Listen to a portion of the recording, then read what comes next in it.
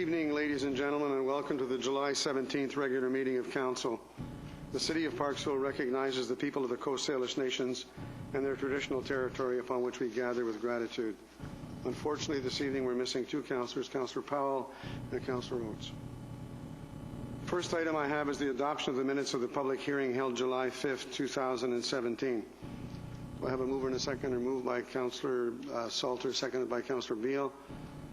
Are there any errors or omissions? All those in favor? Opposed? Thank you. That is carried. Yes. Councillor Beale.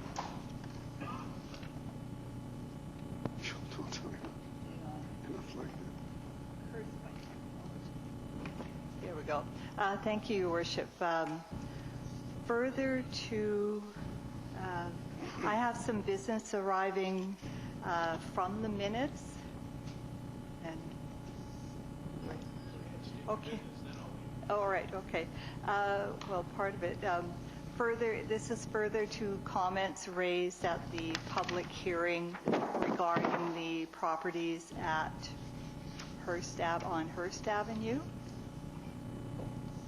Yes. You may recluse yourself. So now I need to recuse myself. Thank you. Thank you, everyone, for your patience.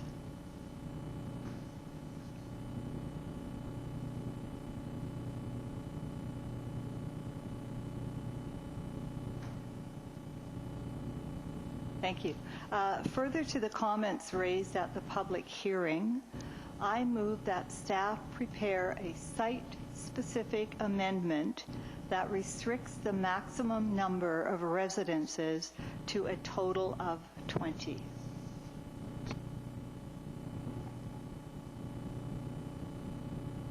No seconder? Okay, seconded by Councillor Salter. Discussion, Councillor Beale. Thank you, Your Worship. Although there was certainly feedback regarding the proposal that was put forth that were very positive, but that did indicate 20 residences on that site, that new combined site, and I really think that it would be appropriate and also address a number of the concerns that were brought forth if we have something that specifically limits the number of residences that go in to the 20 as was put forth.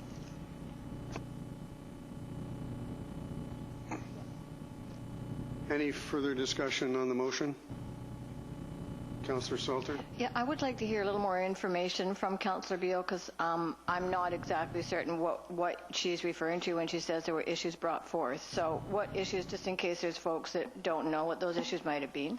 Councillor Beale. Thank you. There were some concerns that if there were no limitations on this, that theoretically new zoning, the rezoning could go forth, and that there could be an even higher density on that specific area. And concerns were brought forth regarding the number of residences and therefore new neighbors that would be in the area. This was also felt to affect traffic and other issues along the street.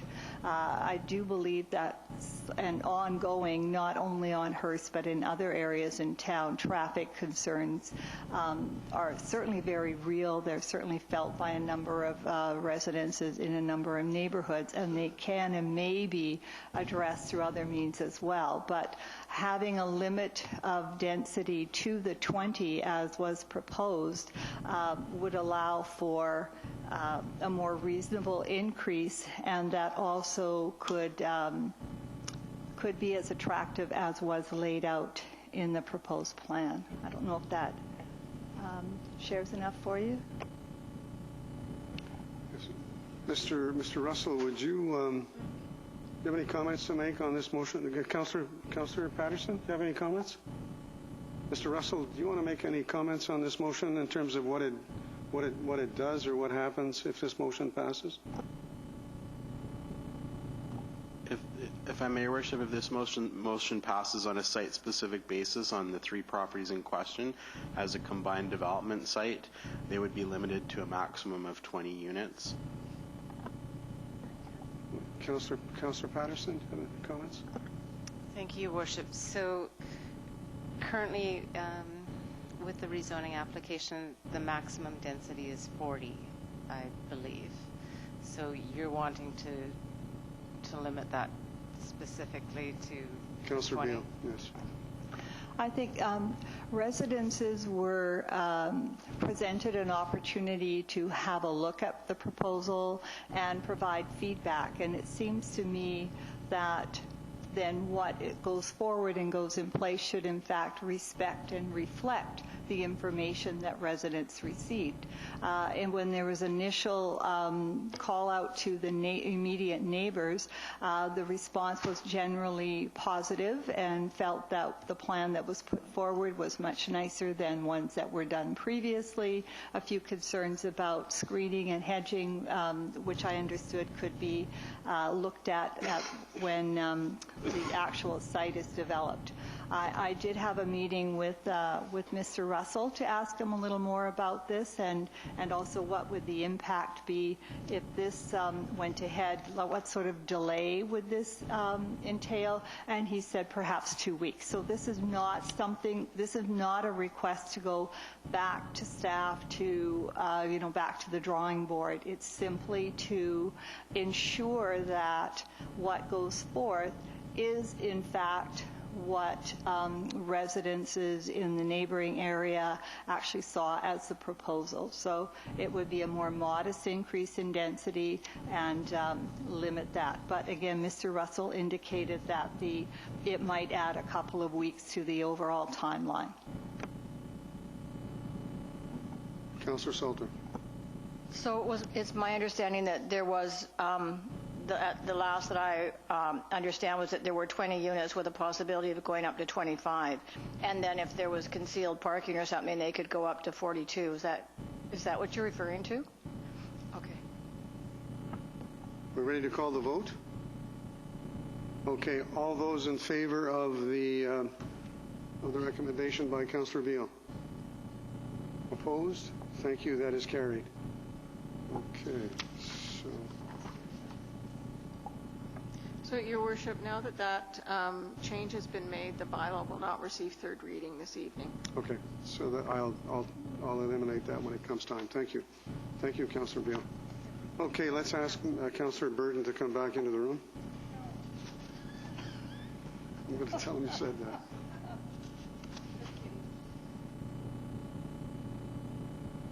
Councillor Salter was very reluctant to have you come back. Next item I have, members of council, is the minutes of the council meeting July the 5th, 2017 for adoption. I have a mover and a seconder. Moved by Councillor Burton, seconded by Councillor Salter. Are there any errors or omissions? Seeing none, I'm going to call the vote. All those in favor? Opposed? Thank you. That is carried. And now I need an approval of tonight's agenda as corrected by Councillor Burton, Councillor Salter, as corrected by Councillor Beal earlier. Are there any errors or omissions to tonight's agenda? Pardon me? Does one need to change that third reading? That's changed automatically. Okay. All those in favor? Opposed? Thank you. That is also carried. We have 3 delegations this evening, and I see that our first delegation is here, Mr. Stan Miller, who's going to tell us about traffic concerns on Stanford Avenue. Mr. Miller, would you please come to the microphone?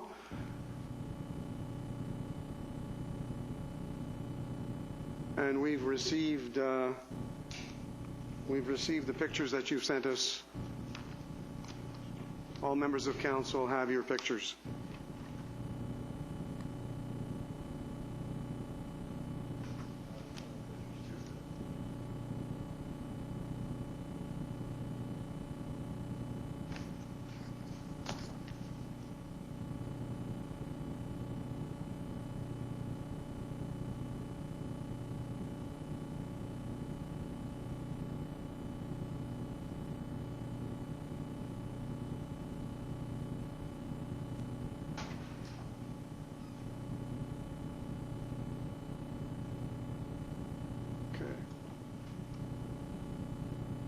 Do you want to turn the microphone on, please? All right. This is my concern, and as I live in the area for 14 years, seen a phenomenal amount of growth here. But I've been taking a look at Stanford and as an avenue and as a resident area, and it has grown substantially to the point where it's become hazardous to the residents that live in that area. It's not an extension of Highway 19A or 19B. I'm very concerned about the growth, especially at Shelley and Stanford. I'm not opposed to development, but what I am opposed to is the left-hand turn on Shelley off of Highway 19A. It's I've been ruled off the road with my bicycle by large trucks, buses, and other vehicles. So I'm concerned about that. It still is a residential area. And as you can see, I've got Martindale Road there, and I got Shelley, where it turns left on off of 19A, and then onto Shelley Road, and then on down further down.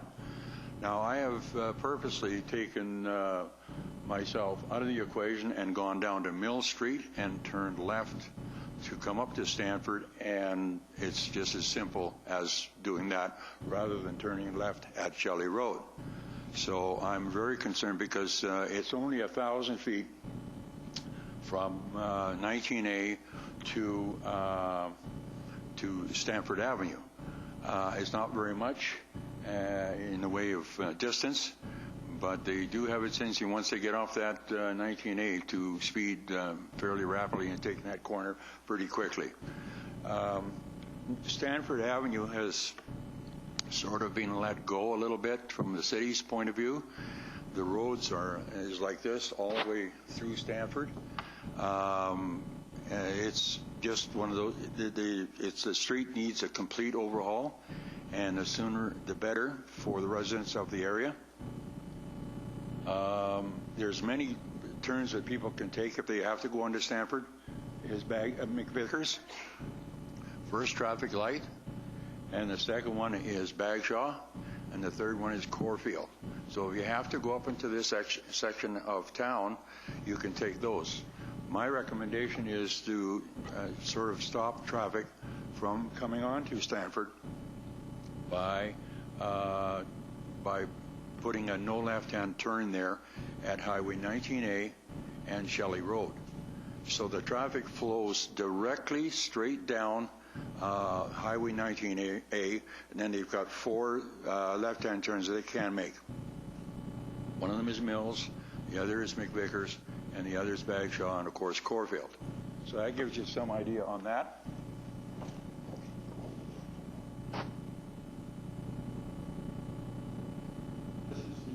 This is the development here that we're talking about, and as you can see, there's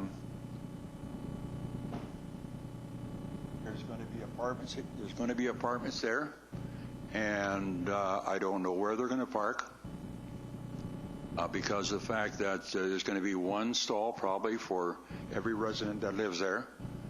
And usually most people have 2 cars, a husband and wife have 2 cars. So I don't know where they're going to park or where the parking facilities are going to be, which is going to further congest it.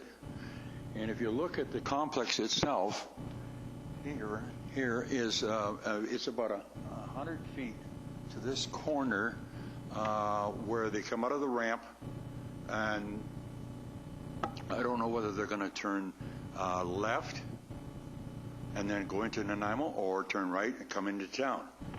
But it's going to be a real hazard coming out of there, and if they go across the single yellow line, it's going to be a problem because there's going to be some accidents that are going to occur there. So what I'm trying to say here tonight is to try and curb the flow of traffic coming on Shelley and then eventually onto Stanford. The road itself right now is in terrible disrepair. There's cracks from frost, from rain. It's just really has been let go. So that's my main concern, because of the fact that the volume of traffic on that road has got to diminish somehow, or it's got to stop. We've got to further put it down on other streets. it creates a big bottleneck and a mess there, and it makes it very, very unsafe for cyclists like myself and people that are from the Craig Bay Estates that use Stanford Avenue as a bike path to go back out to Craig Bay Estates. So it creates, I've already been forced off the road even as we speak today. So my concern is, how can we alleviate the traffic on Stanford and make it back to a residential street, which I'd like to see it be. So.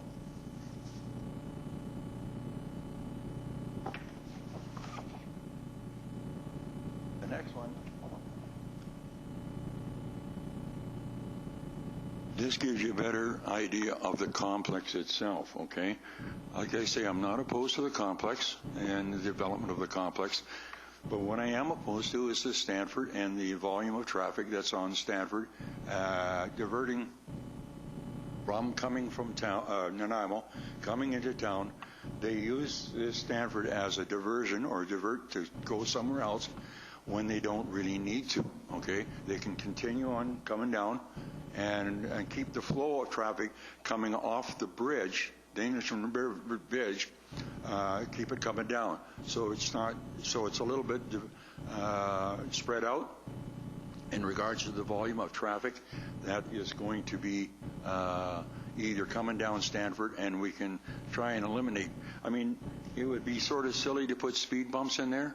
It would be sort of silly to put roundabouts in there. What I have heard that there's going to be a traffic light put at Shelley and 19A. I think I would be a little bit hesitant to say I would agree with that until we can get the Englishman River Bridge put in 2 lanes in each direction. And that way we can put a traffic light in there then at that time. So it's a combination of getting the bridge into 2 lanes in each direction, and then a traffic light there, to then we can monitor that a lot better. But until now, we can at least try to attempt for the residents on Stanford to try and give them some peace and quietness on their street without being hurt, riding your bicycle or even walking for that matter. I mean, I've seen it myself where mothers have been walking their children, going down to Bagshaw, going down to Thrifty Foods, and almost get clipped by the amount of vehicles that are using Stanford as their corridor. So that's one of the things that I'm very concerned about.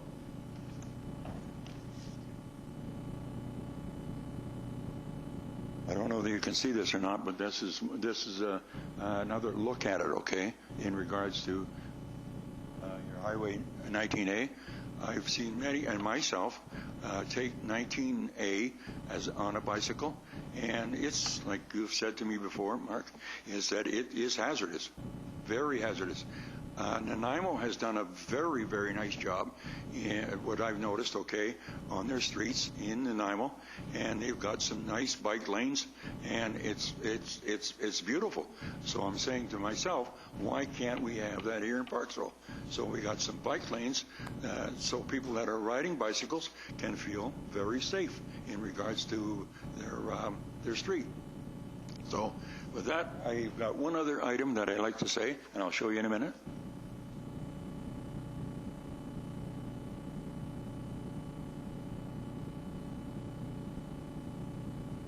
As an example, like when the city did their lawn mowing this year, one of the things they did, especially between Mill Street and McVickers, is they cut the grass, and this is it here, okay? And I hate to say this, but this is fuel for a cigarette butt.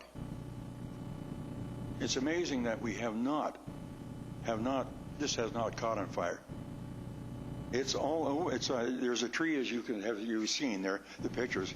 This is laying underneath it, and there's homes right beside that. So I don't blame engineering or blame the city, but it should be raked up so it doesn't catch on fire. If I put a match to this, it would burn quick. So that's why I brought this in to say, okay, Stanford, what's happening with it? how are we looking after that city, or that street, that avenue? It is a residential street, and it's not a highway. It's there was one in the picture. It says, I don't know that you got it or not, Highway 4A, right at Corfield and Stanford. I don't know whether that's a good idea. That's Highway 4 is a provincial issue. Do we need to address that and take it away as being a diversion for Highway 4? If we don't, maybe we can get some funding from the provincial government in regards to upgrading Stanford Avenue. If it's going to be kept as a diversion for Highway 4. Okay. That's pretty well it. Thank you.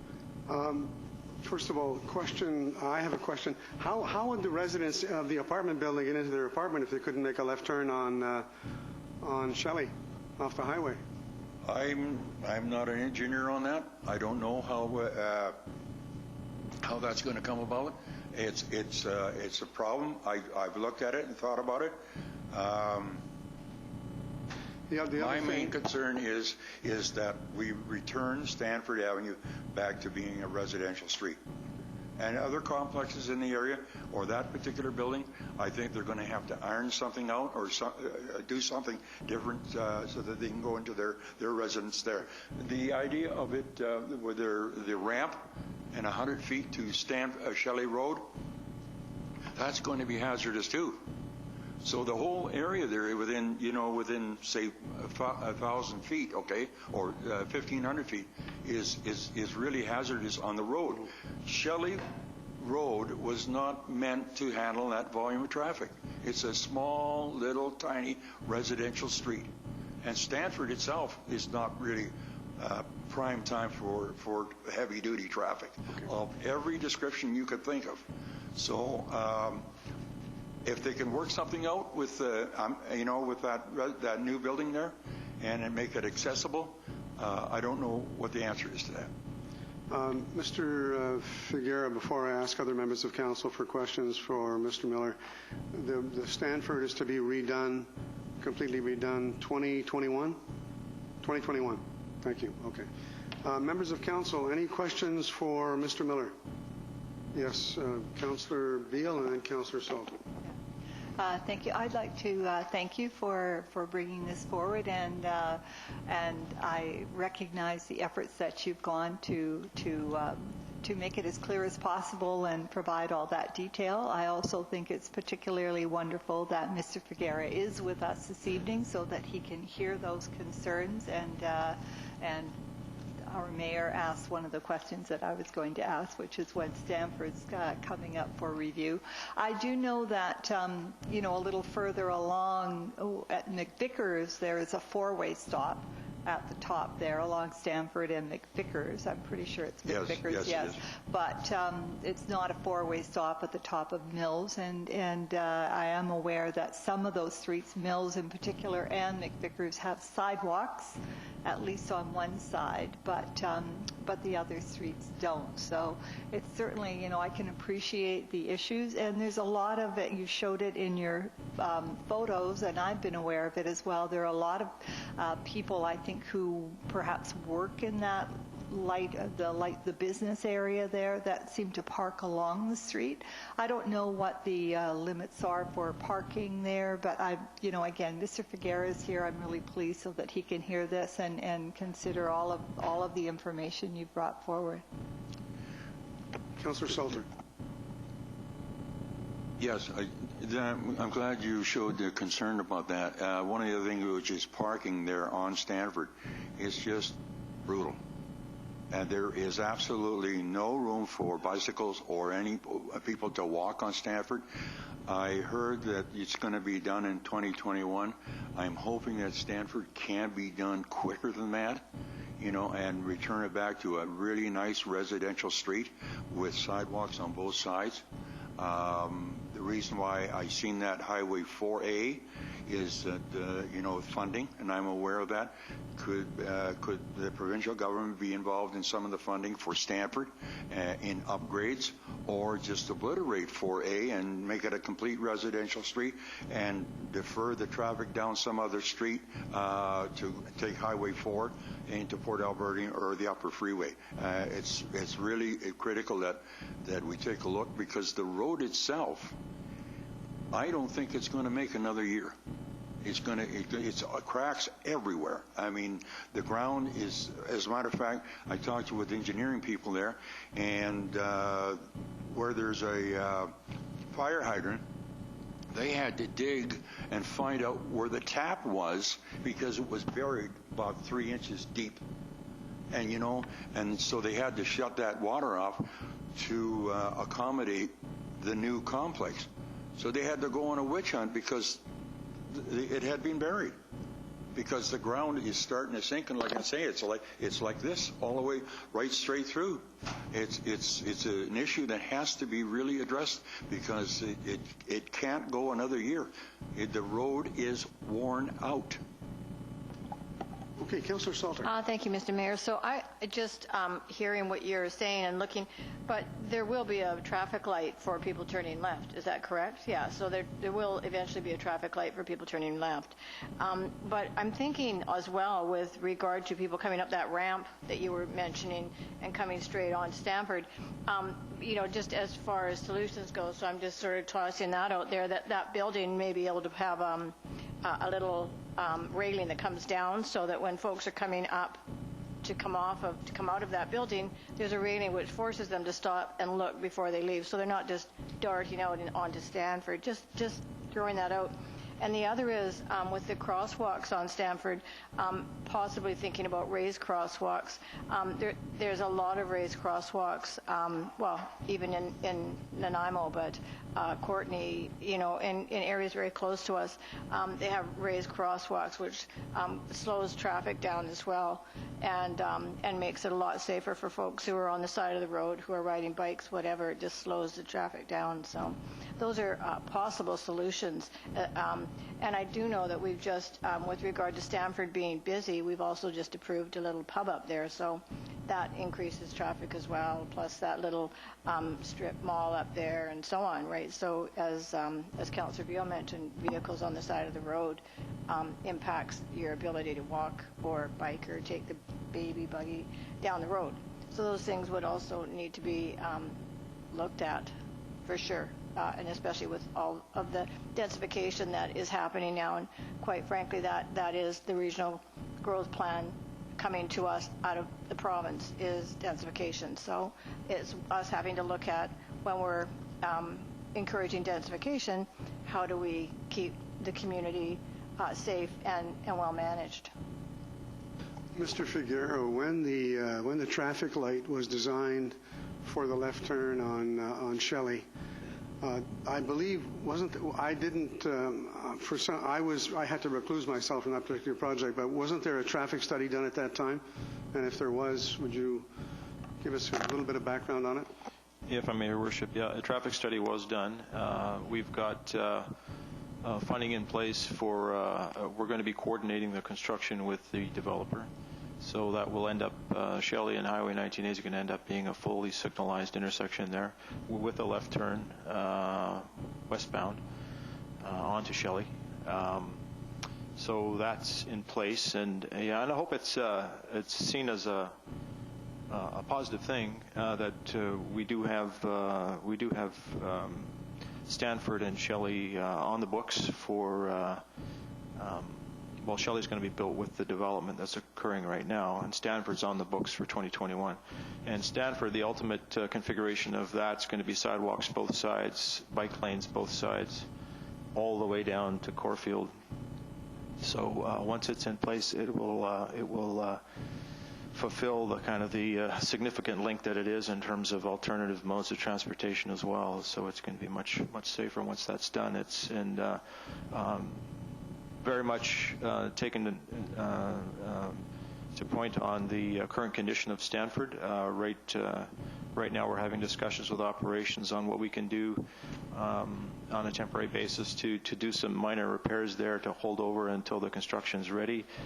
And we're always weighing those things and in terms of if it's going to be too expensive, the potential is to try to accelerate it, but we're going to try to hold the fort, do some minor repairs there to make it a safe surface, and then set up for the construction in 2021 at the moment. But I think when it's done, you'll be quite impressed with it, especially being a cyclist. It's going to be a major link, and it is identified as a collector road. Because it's such a significant link in our network. So Shelley and Stanford are identified as collector roads. Okay. Any further questions for Mr. Miller? Councillor Beale. Thank you. Actually, this question is perhaps for Mr. Figuera.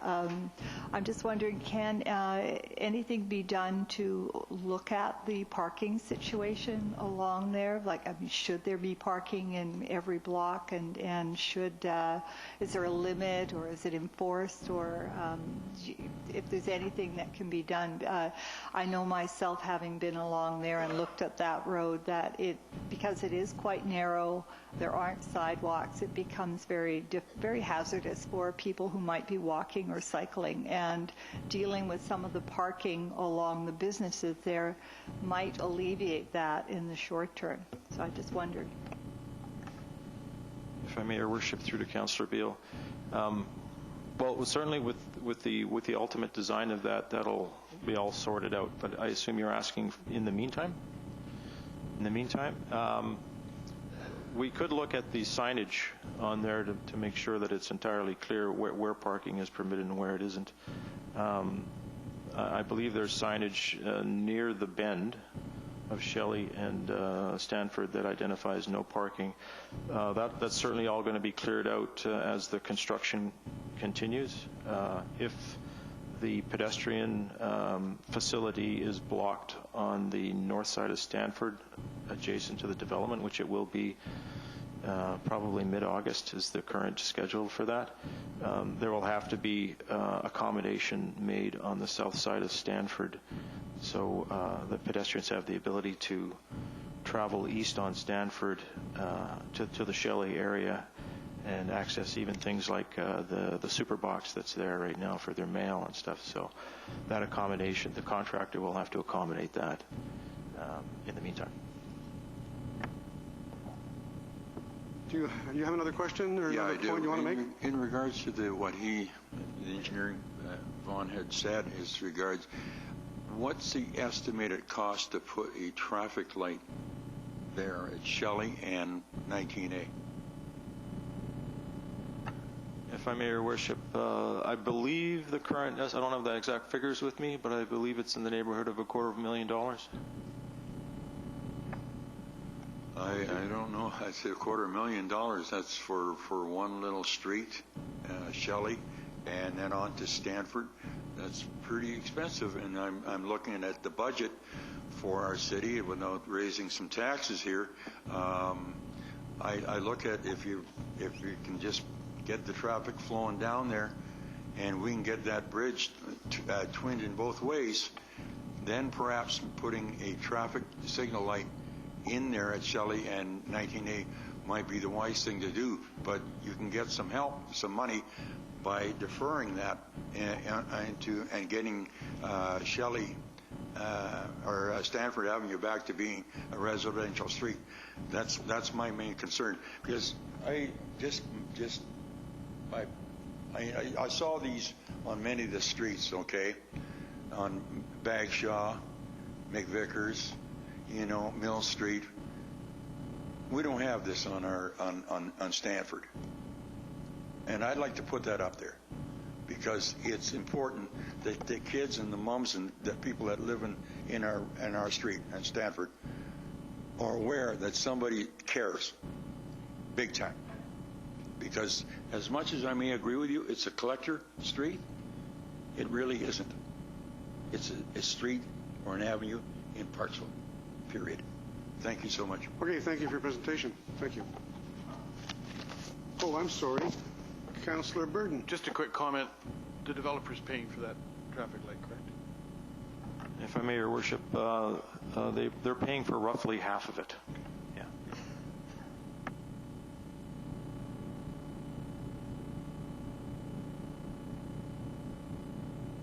Thank you so much. Our next presentation is the Pacific Sport Vancouver Island Physical Literacy for Communities project. We have Mr. Drew Cooper of Pacific Sport to provide an overview of the Physical Literacy for Communities project currently operating in Cowichan and possibly an application in Parksville. Welcome, Mr. Cooper. You've got 10 minutes. Make yourself at home. Thank you, sir. Thank you, Your Worship, and council and staff. So I just want to quickly go over a quick intro what Pacific Sport is for those who may not know about it, and then talk more in depth about some of the work that we're doing in the Cowichan Valley. But first, maybe just to sort of speak to some of the urgency. Most folks are probably aware that 2/3 of our population is either overweight or obese, and the implications of that are eating up and account for why 40% of the provincial budget is dedicated to healthcare. But something that most folks are not aware of, this is a slide of the MRI image of a femur, and on the bottom row, that's 7 active 21-year-olds, and you can see the nice dense bone, and right above them you can see that there's significantly less dense bone, and you'd be right if you were assuming that was what bones of 80 and 90-year-old people look like, but in fact that's also those are samples of the same 21-year-olds sample group of people who are very sedentary. That bone density does not grow after you're 21. So what we're dealing with in this situation is a whole generation of people coming up whose osteoporosis issues are going to kick in another 15 to 20 years. So you couple that with the great tsunami of folks of my generation who are going to be, putting a bit of pressure on the healthcare system as we age, and we got a bit of a double whammy going. So that speaks to a little bit of the need for us to get our communities more active. Pacific Sport, we've been in business for 22 years, and for the majority of that time, we've been our mission and mantra has been to help Canadian athletes win gold medals. For the last 7 years, because of the success that we've had in networking and working with athletes like Michelle Stilwell, we bought her first racing wheelchair that got her a national championship, and we all know the greatness that she went on to. So 7 years ago, the province asked us how could we help get our communities within our region on Vancouver Island more physically active using the principles of physical literacy. And so what is physical literacy? Here's a quick definition for you to kind of look over.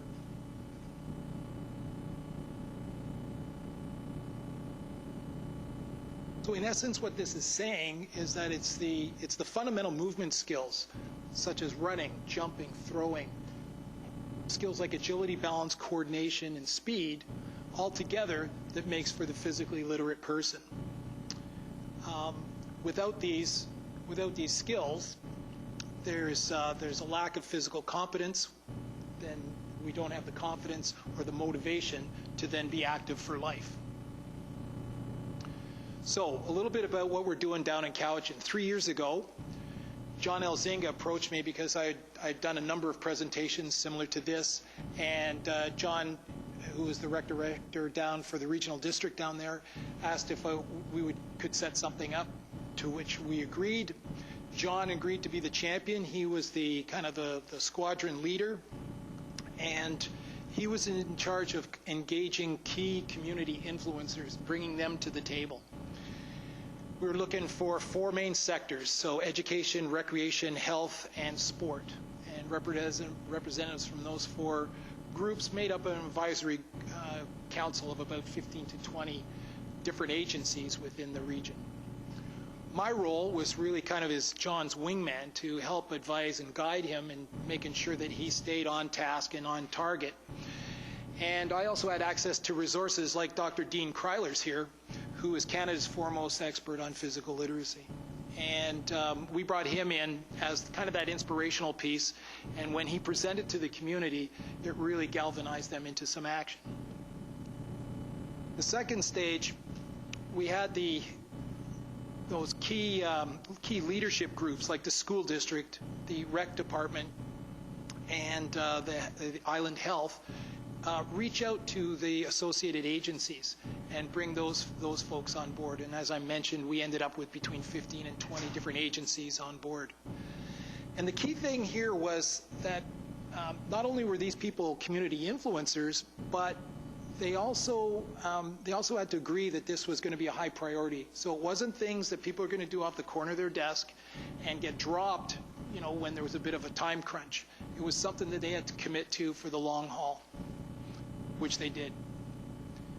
And then in the part 3, we sat down as a group and we did the usual mission, vision, and values piece. But then we also did something I'd never experienced before, and that's the process of collective impact. And sat down for half a day, and that's where all the stakeholders pushed all their chips into the middle of the table and made their commitments as to what they could and could not do. So everybody was really clear as to what was involved. It was also around this part in time when we were able to access some dollars through RBC, who specifically targeted some funds at that time towards this whole issue of physical literacy. So once we got to that stage, we really looked at the low-hanging fruit, what was out there, what were the quick wins that we could get. And this whole physical literacy kind of movement is relatively new. We're at the time, there were not very many models out there that we could look at and pattern ourselves after, so we just kind of fumbled along. But at the end of 3 years, we've really come up with a process and some successes. And here's some of the outcomes. So working with the school district, we were able to access an additional $15,000, and the school district, then we hired a mentor who worked one-on-one with kindergarten to grade 3 school teachers on how to deliver a quality physical education experience. Up until now, or up until that point, phys ed was kind of a bit of a crapshoot, where the quality of a child's physical education experience was based on how sporty their generalist teacher was. The real sporty teachers, quality physical education. The not so sporty teachers, it was throw the dodgeball out for 6 successive weeks in a row. On the health side, we had the benefit of engaging Dr. Dean Kreilers to come in for a special session that focused in on dealing with frail seniors and how to reduce the number of falls and correspondingly reduce the number of visits to hospitals. So that was a really interesting initiative. And by far the most work that we did was on the recreation front, where we did workshops and to aquatic centers, the ice rinks, and pretty much any audience, recreation audience that and staff group that the recreation people threw at us. Everything from Lake Cowichan, Shawnigan, Duncan, all over the place. We were in there delivering training for staff, orienting them. They upgraded their leisure guides to include the physical literacy buzzwords and orient the community around what was involved in that. So that's kind of a quick overview. I don't want to. I know I want to limit it to 10 minutes here and didn't want to get into much more details. So I'm open for questions. But at the end of the day, my hope is that we can have further conversation to see how we might be able to replicate some of the work that we're doing in the Cowichan Valley and do with the Oceanside Group, Qualicum, Parksville, and the regional district. Thanks very much, Mr. Cooper. As a matter of fact, I think I'll send you the report. The RDN has just completed a first phase of a study of the recreational activities in all of Oceanside. And that's quite interesting. I've been reading it. And they've been going through all of the sports activities, which are quite numerous in Oceanside in terms of who needs what and where, and some of the physical resulting in fiscal expenditures that they're going to have to do for fields and what have you, swimming pools and stuff like that. So if I'll send you that. I'll send you that as this week sometime. It's quite interesting. Members of council, questions for Mr. If I could just respond to your comment. One of the interesting things that's going to be an offshoot of this initiative that we're doing in Cowichan is some work that they've done in Port Coquitlam, where they've created a sport alliance. And recreation departments typically have all the sport groups lined up demanding more and more field space, gym space, rinks, pools, whatever. But by using some of the techniques that these folks in Port Coquitlam have done, they've actually developed it where they set criteria which really move the whole sports system forward along the lines of the long-term participant development model, which means that 8-year-olds and 9-year-olds aren't playing a particular sport for 12 months of the year, which frees up space so that other sports at that level can share those spaces and reduce that congestion. Thank you. Members of council, Councillor Beale. Thank you, Worship, and thank you very much for the presentation. I do have some awareness of the physical literacy work and have done some reading on it.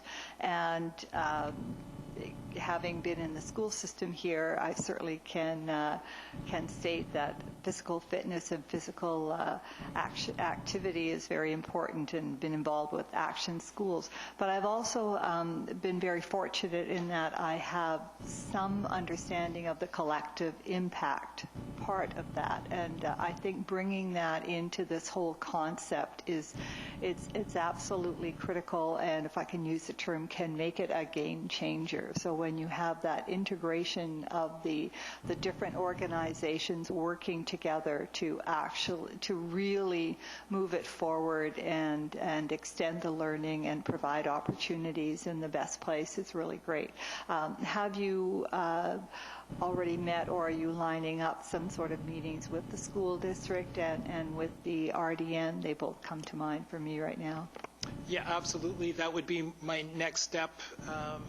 This kind of came about because there are some grants out there that I'm looking to apply for that we could bring to the table and see, okay, who can bring what to the table and how do we move this agenda forward. And similarly, like I said, down in Cowichan, it's the regional district, it's the community of Lake Cowichan, the city of Duncan, Shawnigan Lake, et cetera, who are involved there. And a quick follow-up, are the local physicians who are part of the division for family practice, are a number of our local doctors are quite interested and involved in initiatives that promote physical well-being. So I think you might find that another group to contact and work with. Yeah, again, you know, the what is it? The Family Division of Family Practice. They're one of the groups that are involved down in the Cowichan area. We were very fortunate that 2 years ago, the International Physical Literacy Conference was in Vancouver, and Island Health sent 3 of their top 5 executives to that conference. So they've drunk the Kool-Aid. Dr. Paul Hasselback, Jan Tatlock are both very on board with this process and support, you know, us moving forward. So that's one whole sector that's a slam dunk to bring to the table. Councillor Burton.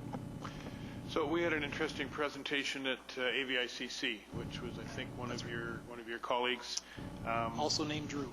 On that physical literacy piece. Cowichan's been successful with regard to bringing together all of their groups. Is there something that we could possibly expect from them, from their experience, to assist us in moving forward? Yeah, so the really neat thing about, and what's really interesting is that the network that I belong to, there's five other Pacific Sports Centers in the province. We meet quarterly over the phone or in person. In 22 years, we've never ever had a vote. We've always been able to decide things by consensus. And this kind of this kind of collaboration is consistent with the Cowichan Group. So all the materials that they've prepared, for example, they've got a very in-depth kind of communications document.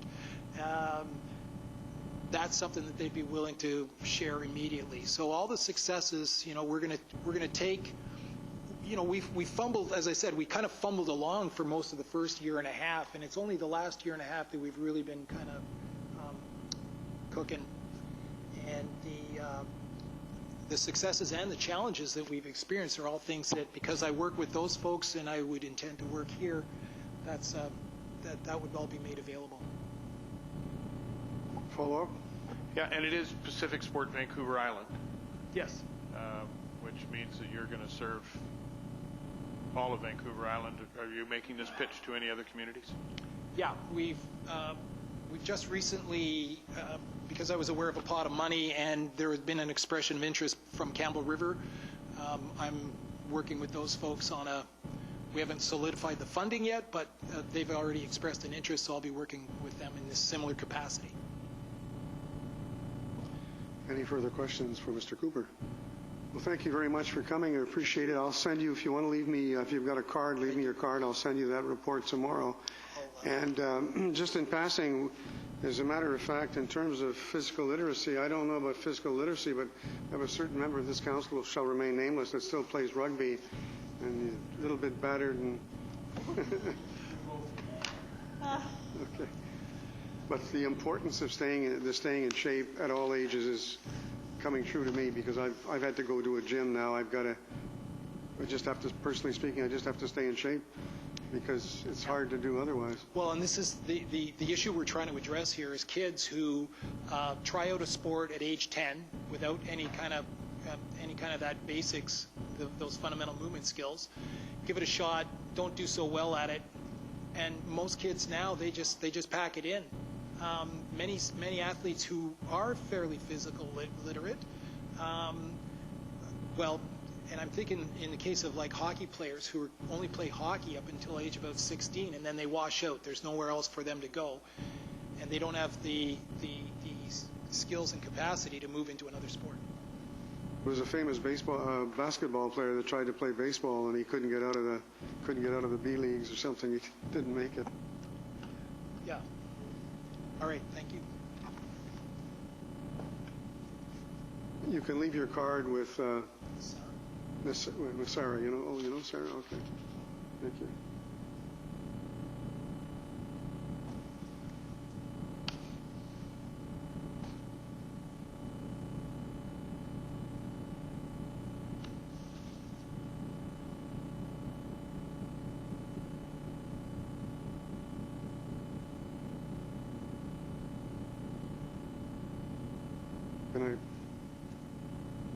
The next delegation we have is Major Hamlin of the Salvation Army and his colleague, Mr. Blaylock. Am I pronouncing your name correctly? Blacklock. Okay. Got that straight. You have 10 minutes, gentlemen. Welcome.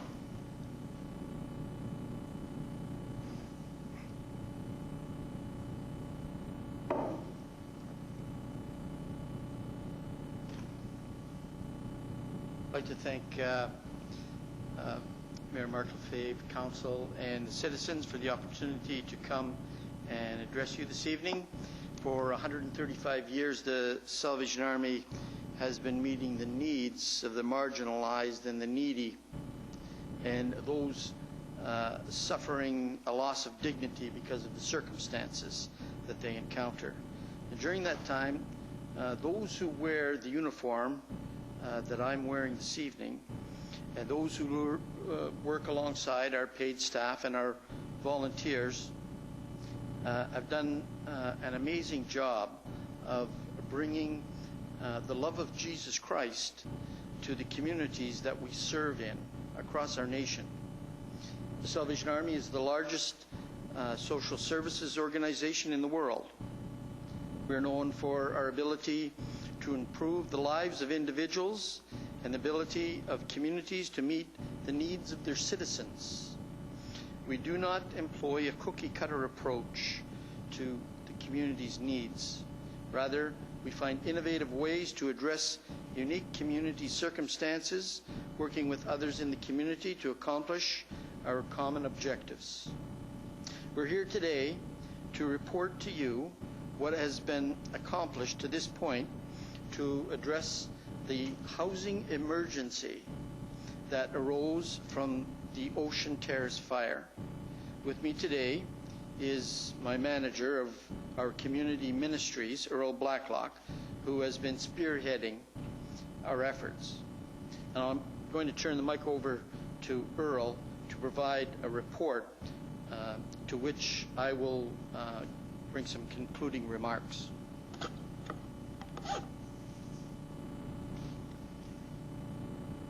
Thank you, Major Hamlin. Thank you, City Council.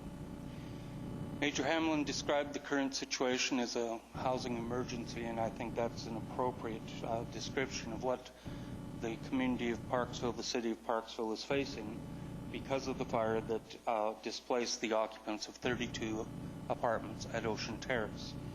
These 35 evacuees, 32 units and 3 of them with 2 people, are now living in temporary housing around Parksville and the province.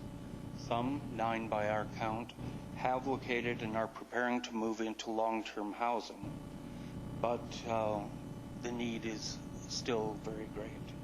When the Salvation Army began its efforts to help meet the needs of the Ocean Terrace evacuees, our goal was simply to address any gaps in the community's efforts in this emergency. As we looked for gaps in these services for how we could serve, we identified many unique situations where we could step in using the resource of the Mount Arrowsmith Corps to meet individual needs. We identified a need for improved communication with and from the evacuees, and we established the means to provide the most current information on a daily basis. And we identified the need to develop opportunities for the evacuees to obtain safe and affordable long-term housing.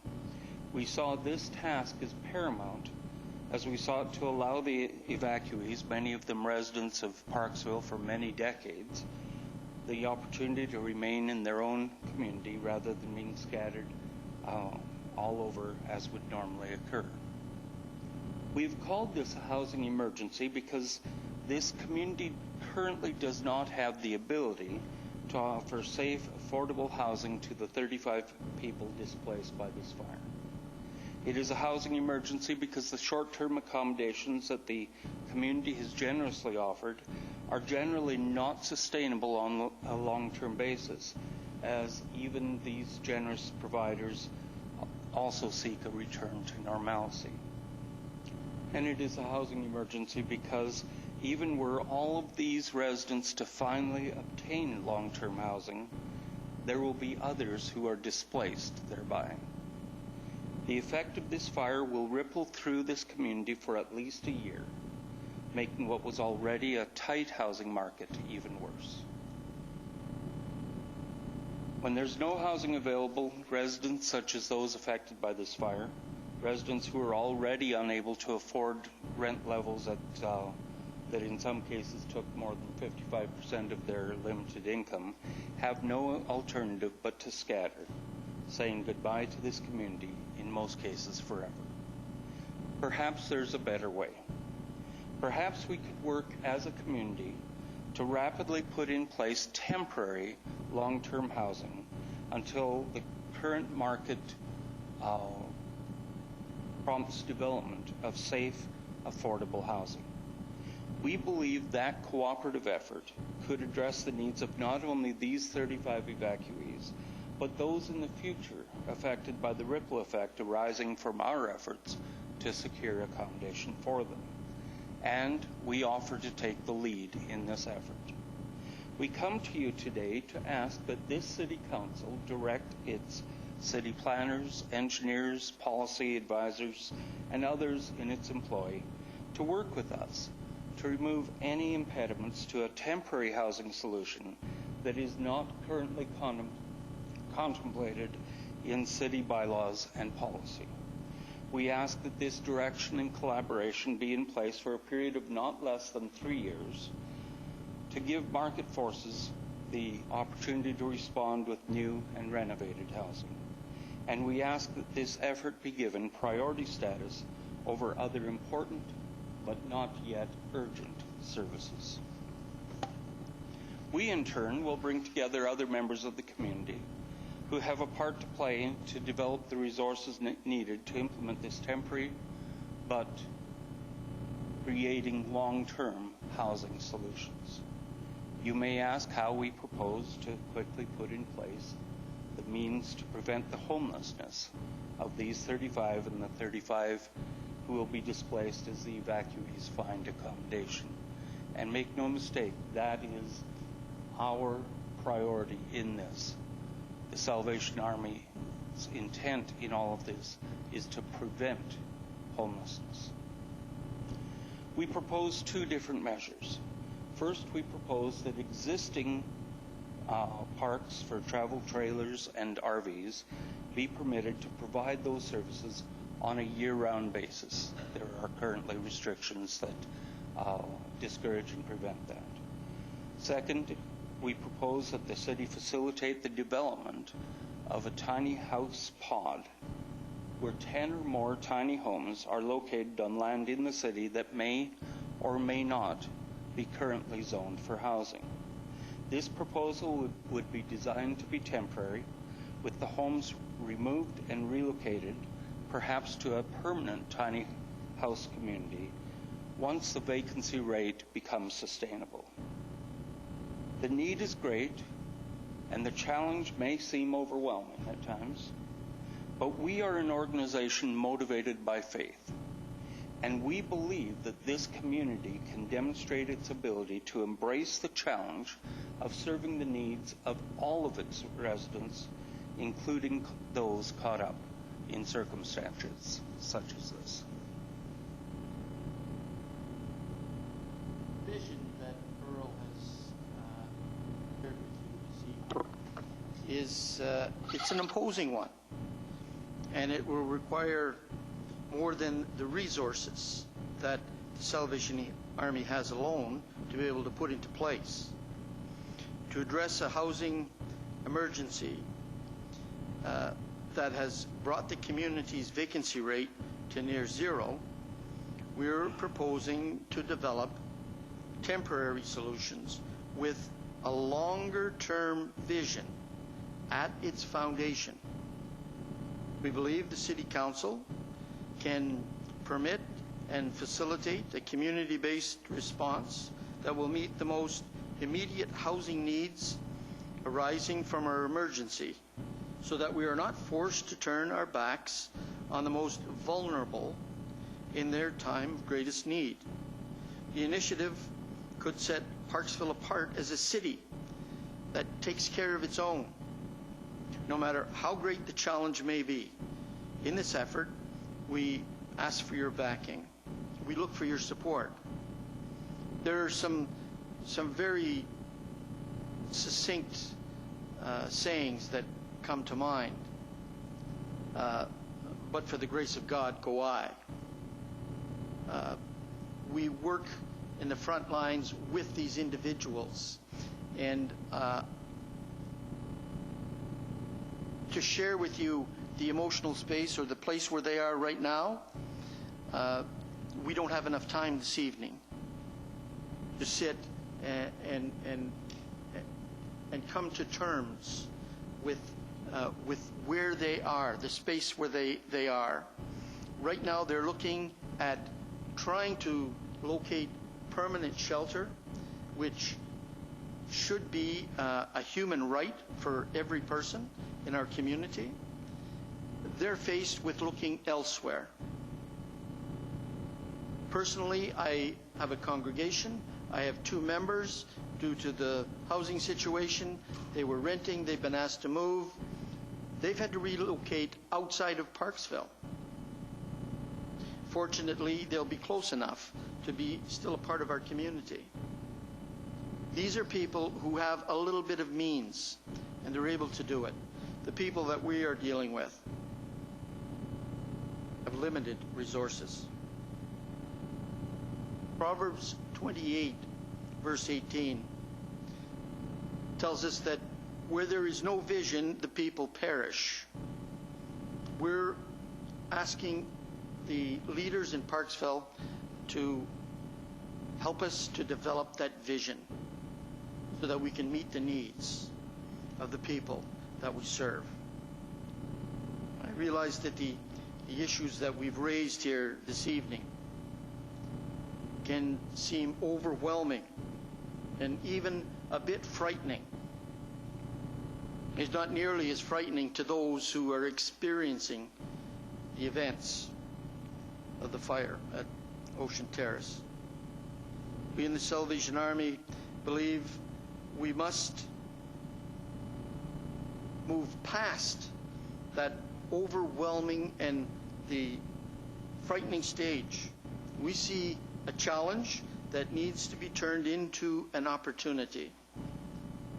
And we look for your endorsement and support in our efforts. Thank you for your time.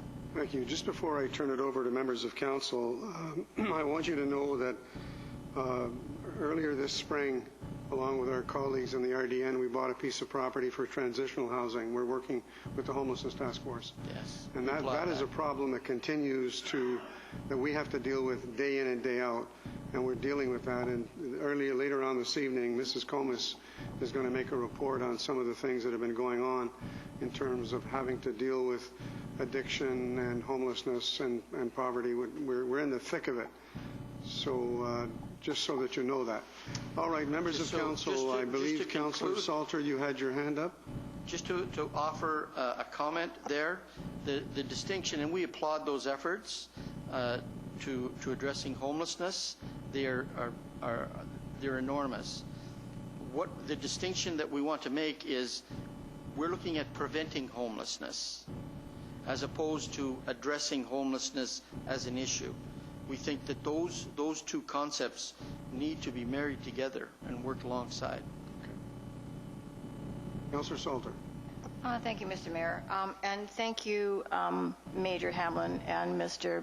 Blacklock. So I just a couple things. I work at the Ministry of Social Development, so I understand what this looks like, what the homeless piece looks like. Folks that get burned out of their homes, they get a 3-day emergency services, and then they're on their own. And of course, 3 days isn't enough to get your life back together again, to be on your own, but that's how it is provincially, so that's it. I have been receiving a lot of emails for a long time about tiny houses. And in fact, we have a tiny house out in Arrington. If you go down Grafton all the way down, you'll see a tiny house up there. It really is a nice setup that they have. And yes, it's tiny, but it's a house, and it meets the criteria for a home that could be either temporary or long-term. This one is long-term, and so I just think that's a fantastic solution. I think it's about being proactive rather than reactive, and we are reacting, and we've been doing that now for I would say 12 to 15 years. We've been reacting to the homeless situation. It wasn't always like this. It takes political will to get this off the ground. And yes, we did agree to a transitional housing. That's not going to be built for a long time. It's not just going to happen really soon now. And so folks who are in crisis right now are not going to be assisted through that. Correct. So I think tiny houses can happen pretty darn quick. Certainly if you can get them set up on a piece of property, get the water and sewer in, you're there. And so it makes so much sense to me to do that. And yeah, the sooner the better. I just wonder, have you also approached, or have you considered approaching the regional district? I mean, as a city, I think our hearts are in it, but financially, I don't know that the city could afford 10 tiny homes. But if we worked together with the regional district, the province, our neighbors, to the north and south of us, perhaps in that way we could, because you're talking about assisting other communities as well, right, as you go forward. So that being the case, could they also, kick in and work together? It's a Very good question. This is the first door that we're knocking on. The emergency that we're facing is very recent. So the regional district will be approaching the province. We'll be reaching out to citizens. We'll be looking for support where we can find it. Have you looked into the cost of this? You're saying 10 tiny homes. Do you have any idea of what the cost to purchase those homes would be? We have some preliminary numbers. I don't know, Earl, would you like to speak to that? Well, what we are looking at is tiny homes of between 300 and 500 square feet. And to have those outfitted with the best space-saving approaches so that home can be as functional as possible and as generous in terms of utility as possible, we are probably looking at between $50,000 and $60,000 per home. But we are also looking at innovative ways to bring that cost down, partly by, we believe that this would be, we found no evidence of a similar proposal anywhere in Canada. And Parksville in some ways seems to be the obvious pilot community for this because we do have a temperate climate. We believe that manufacturers of tiny homes, including one in Oceanside, one in Nanaimo, and others in BC, would be willing to provide some kind of discount in order to be able to be part of the first pilot tiny home community in Canada, if our information is correct. The other thing that I want to emphasize is we use the term tiny home, and certainly in comparison to a large rancher, they are that. But when you consider that people who are of limited means very often spend weeks and even months in hotel rooms, the tiny home is actually, in most cases, double the size of the average hotel room. So, it is not a kind of oppressive solution. It is, in fact, something that many, many people are embracing. And I also want to emphasize, we're not necessarily thinking that the people that were forced out by the fire would be the occupants or the only occupants. As I say, there's a ripple effect. And so as people are displaced because we're being fairly successful at finding long-term housing, there's still 35 people that ultimately are going to be displaced by this fire, and so we need to respond to that emergency, and we need to respond to the fact that this was a problem even before the fire. So can I follow up? Follow up. And so I have a couple more follow-ups. One is, so when you're talking about tiny home, just very quickly, are you talking about something that's mobile or not? Because the tiny homes are mobile. Okay. They are mobile. They can be made permanent, but they are mobile Right. when you receive them. And then my next question is, does the church not have property? Does the church not own property? We have a church property, Okay. but it's nowhere near the footprint, and that's the only Like property we United or own. whatever, okay. Thank you very much. Councillor Burton. Thank you for your presentation, too.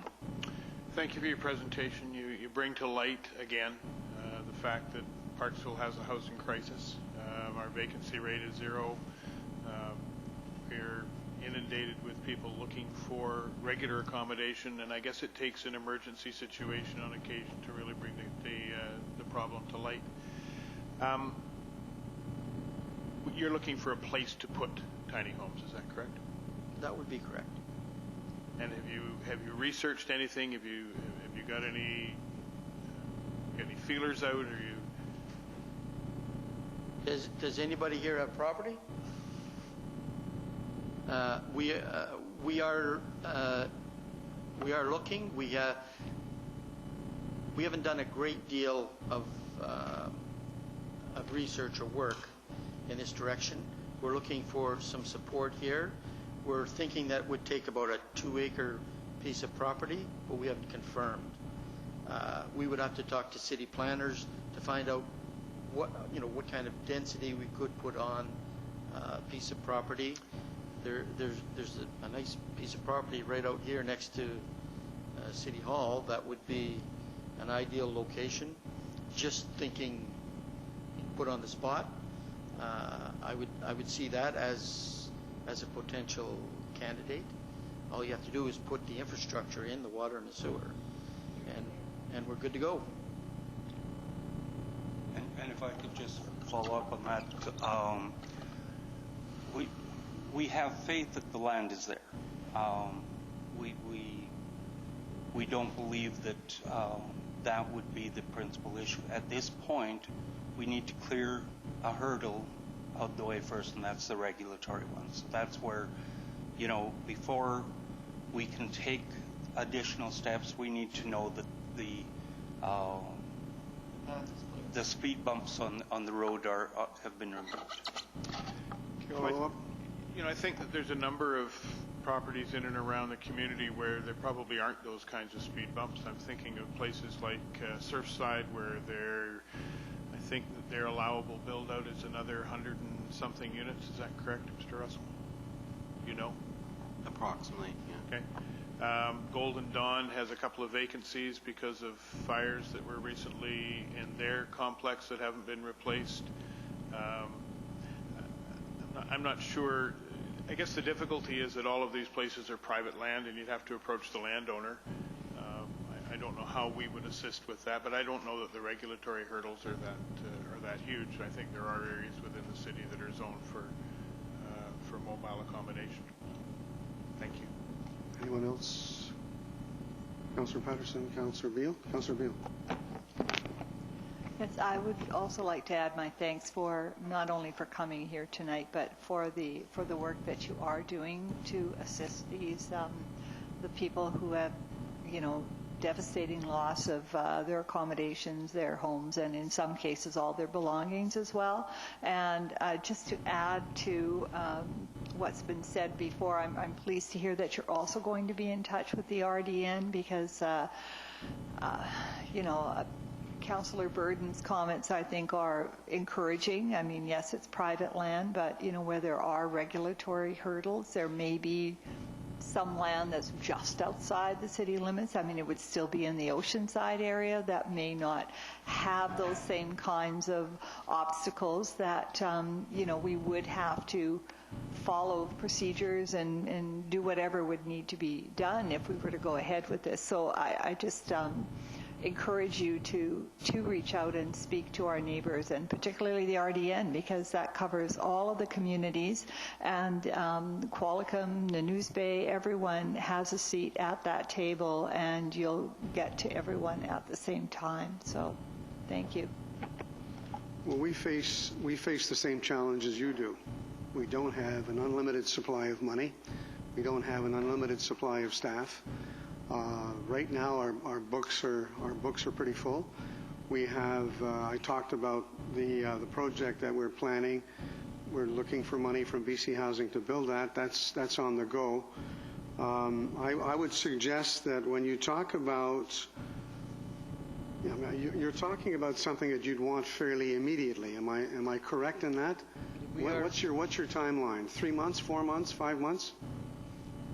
By November 1st, we'd like to be able to have at least 50 long-term pieces. I would suggest we can probably talk a little bit offline, but I would suggest that there's an awful lot of contacts that you'd still want to make as soon as you can. We've talked about Surfside. Surfside has got. They've got their nice living accommodation. Obviously, you haven't talked to Surfside, but that's a group you want to talk to. Well, we have that, actually. Okay. What I'm going to suggest you do is that you you want to clearly define what you're prepared to do and what you're prepared to, what kind of availability of funding that you have. And then I sit on the RDN board on behalf of the city. You might want to come to the RDN board sooner than later and talk to them about it. Absolutely. I think the next meeting is, I can let you know that the next meeting is, I believe, next week, next Tuesday night. I don't know if it's too late to get on that, and there's another one in August. There'll be another one in August. But the sooner you get out there and beat the bushes, so to speak, with people that have availability of land. Unfortunately, the land you're referring to is privately owned, and they're going to do what they're going to do with it. I don't know of anybody that would want to use that land for anything else other than whatever plans they have for. We don't know what those plans are. We haven't heard from them in a long time. But I think that there needs to be some more conciseness in terms of how much and where and what you're prepared to pay for. When you talk about the need for electricity and water and sewer, the city does that, but there's cost to that. We'd have to know what those costs are because we've got taxpayers. Yep. They just finished paying taxes, and they're not everybody's singing and dancing about paying their taxes. So that having been said, I would suggest that we stay in touch and that you move along. I'll give you any help I can in terms of contacts and who to talk to and that sort of thing, but I would suggest that get a little more concise, a little more information, a little more specifics in terms of what you're going to do and what you can do and that sort of thing. Yeah. Put you in touch with the right people. This is more of an overview than any kind of a proposal. Yeah. And if you could give me your cell number, that would be perfect. I'll give you my cell number. I'll gladly give you my cell number. I think I've got yours. So, and there's no doubt about it. The city wouldn't be the place it is if we didn't have the Salvation Army. The Salvation Army does a lot of great work. You and I have talked about issues with regard to the food bank and in the past, and we're very thankful that you're here, and we're very thankful that you brought this to our attention. Okay. Thank you.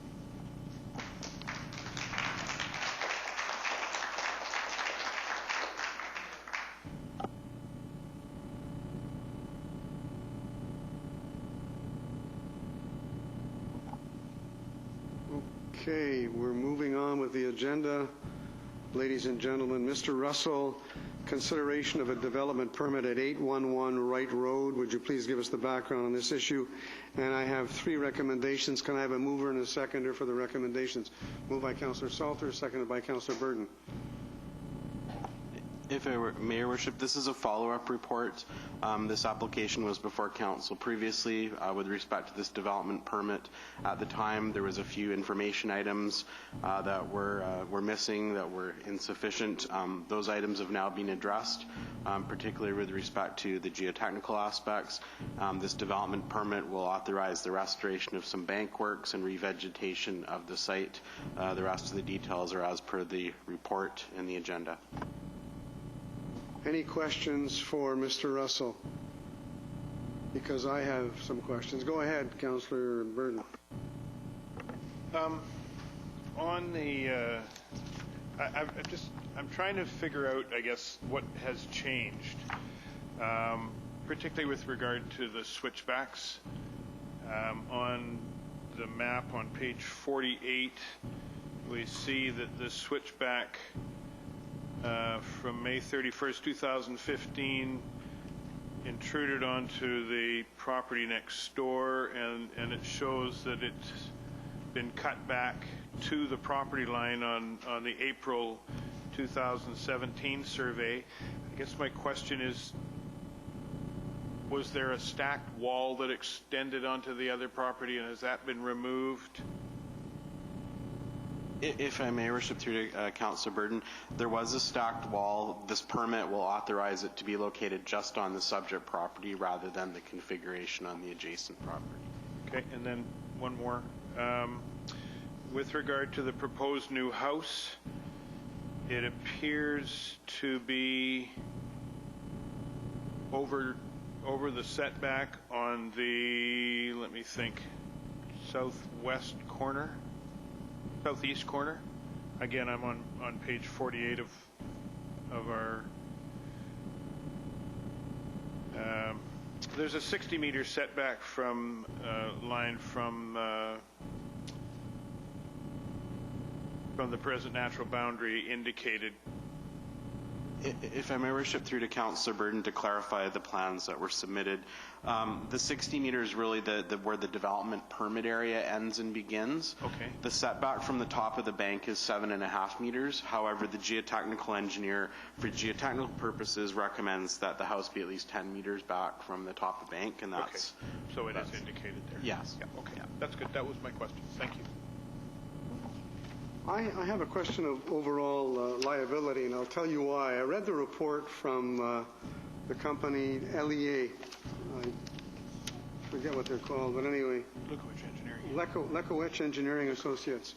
And in one of the paragraphs on page 43, it's paragraph H. It should be noted that landslides can also occur due to human activity or by failure of infrastructure in the vicinity of the subject property. There are storm and sanitary sewers as well as water main located on the right road frontage. Should failure of these systems cause an uncontrolled discharge of surface water, any concentrated discharge of water can lead to erosion, earth movement, or slope failure.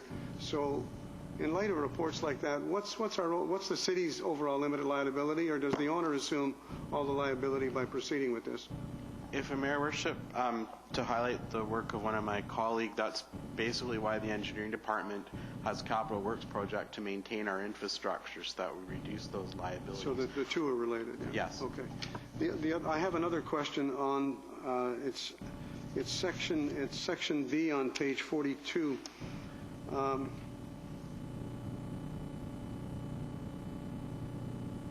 think it's B. Hold on a minute. I'll get my notes here. Bear with me for a moment. This is a long report.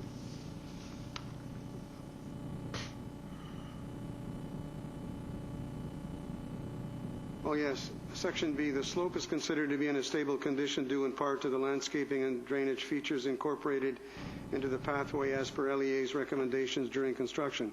In order to ensure long-term stability of the steep slope, we recommend planting of native vegetation in consultation with a qualified environmental professional as soon as possible in order to establish root systems which will ultimately prevent erosion of the slope. We recommend a final site visit 6 to 12 months after planting of vegetation to ensure that there are no slope stability or significant erosion concerns. Who would do that? The owner's representative or the city? If I may, worship, there's two aspects to this. So the vegetation was designed by a landscape architecture firm. It was also vetted by a professional biologist, so those are both done. The city does hold a landscaping deposit, so it ensures that the vegetation is established, and so the city would go out and make an inspection before it would release any funds, as well as the applicant is also bound by the recommendations contained in the engineer's, the geotechnical report. That is a term of the permit that the property owner has to follow. Okay, thank you. Any further questions for Mr. Russell from anyone on council? Councillor Salter. Thank you, Mr. Mayor. And I didn't really have any questions. I already spoke to Mr. Russell this afternoon regarding some questions that I had. And really, in the end, he did advise that they would be planting that slope. And really, at this point, we're in a place where we can't change what's occurred now. And so really we have to do the best we can to move forward with what's there. And so the very best that can be done was getting this, when we requested that we have this report, planting that slope so that it's not sloughing away over the years. And so I think, going back 6 months to a year later makes a lot of sense, because at that point you're going to know whether or not that slope is holding. My only question is, what happens if it's not? Through the mayor to Mr. Russell. If I may, worship, so as part of other application processes, they will require a building permit. We require geotechnical reports as part of building permits, so that would also address that at a second stage in the process. 6 months later or any time a building's built on the property. Okay, so we're ready to call the vote. All those in favor? Opposed? Thank you, that is carried. Okay. Mr. Russell, once again, a follow-up report, further consideration of a zoning and development bylaw amendment application at 151 Despard Avenue West and 292 Stanford Avenue West. I have two recommendations. I need a mover and a seconder. Moved by Councillor Burton, seconded by Councillor Salter. Mr. Russell, if you would please. If I may, Your Worship, this is a follow-up report. Since first reading was given to the 5 bylaws associated with this application, the developer has hosted a public open house. As part of that, comments were collected. In addition, the city also received a petition from one of the streets in the neighborhood. The primary focus of the concerns were that primarily residents on McKillop Drive, that McKillop Drive not extend through to connect to the development. Other concerns are related to the location of a possible pedestrian linkage. I don't think there was any other real significant. Well, those were the two main concerns that were raised. With respect to that, I need to point out that the plans shown are really a proof of concept. This rezoning application in of itself is not actually approving the ultimate layout that will occur. There are 2 subsequent processes that we'll need to go through. One of them is a development permit that council will weigh in on. That will be with respect to the specific layout. The other is that whether or not park is provided or cash is provided in lieu of park, that is ultimately a council decision. Aspects with respect to the location of the trail are going to be somewhat dependent on if there's a park proposal or not. Because obviously if there's a park proposal, that trail could shift from the location shown on these very preliminary conceptual plans. With respect to McKillop Drive, the proponent has indicated from their perspective they'd be quite happy if it didn't continue through. So I would expect that on their subsequent subdivision plan that they would show it not continuing through. What they would see continuing through would be a fire lane access, pedestrian access with servicing. From the staff perspective, if that's feasible, then that would be doable, but it's ultimately has to be technically feasible. And again, the park aspect that would come before council as part of that subsequent subdivision and development permit process. Thank you. Any questions for Mr. Russell from members of council? Councillor Salter. Thank you, Mr. Mayor, and thank you for that, Mr. Russell. So my question is, I know folks are kind of on pins and needles with regard to what's going on with McKillop as well as the park, and also the other issue was the traffic on Despard. So I'm wondering how long will it be before it comes back so that we can look at the layout and also discuss the possibility of the park proposal there. If I may, Your Worship, a number of those aspects are really out of our hands. We don't control when a proponent would make their subdivision application. If the market is going the way it currently is, I would expect that would occur quite readily. I'm sure they would have liked to apply for those applications yesterday. So assuming those conditions continue, I would expect that they would be making an application fairly quickly. Okay, so we could say maybe even would our next meeting be too soon? Or well, maybe if I may, Your Worship, as far as the next step in this particular process would be the setting of a public hearing date. The administration department has indicated that the meeting on September the 6th would be when they would anticipate setting the public hearing date. I believe that's reflected in the later part of the agenda. And then typically a couple weeks after, a bylaw comes for third reading, and then it's in the developer's hand how quickly they put infrastructure in the ground. Okay, yeah. But I think it'll be soon. I think you're right. And so I'll follow up, please, Mr. Mayor, which is with regard to Despard and the traffic, and it isn't even this development really. It's been ongoing, I think, as long as I've been here. And so I'm wondering again about raised sidewalks on Despard. Is that a possibility to look at now when infrastructure is going in anyways on Despard? I know we're putting pipes and so on down. If I may, Your Worship, with respect to that, they're proposing to upgrade the full north side of Despard Avenue, as well as they're making a cash contribution of $500,000 that the city would go into the city's general revenue, and the city could allocate it accordingly for other upgrade works. Any further questions? Councillor Burton?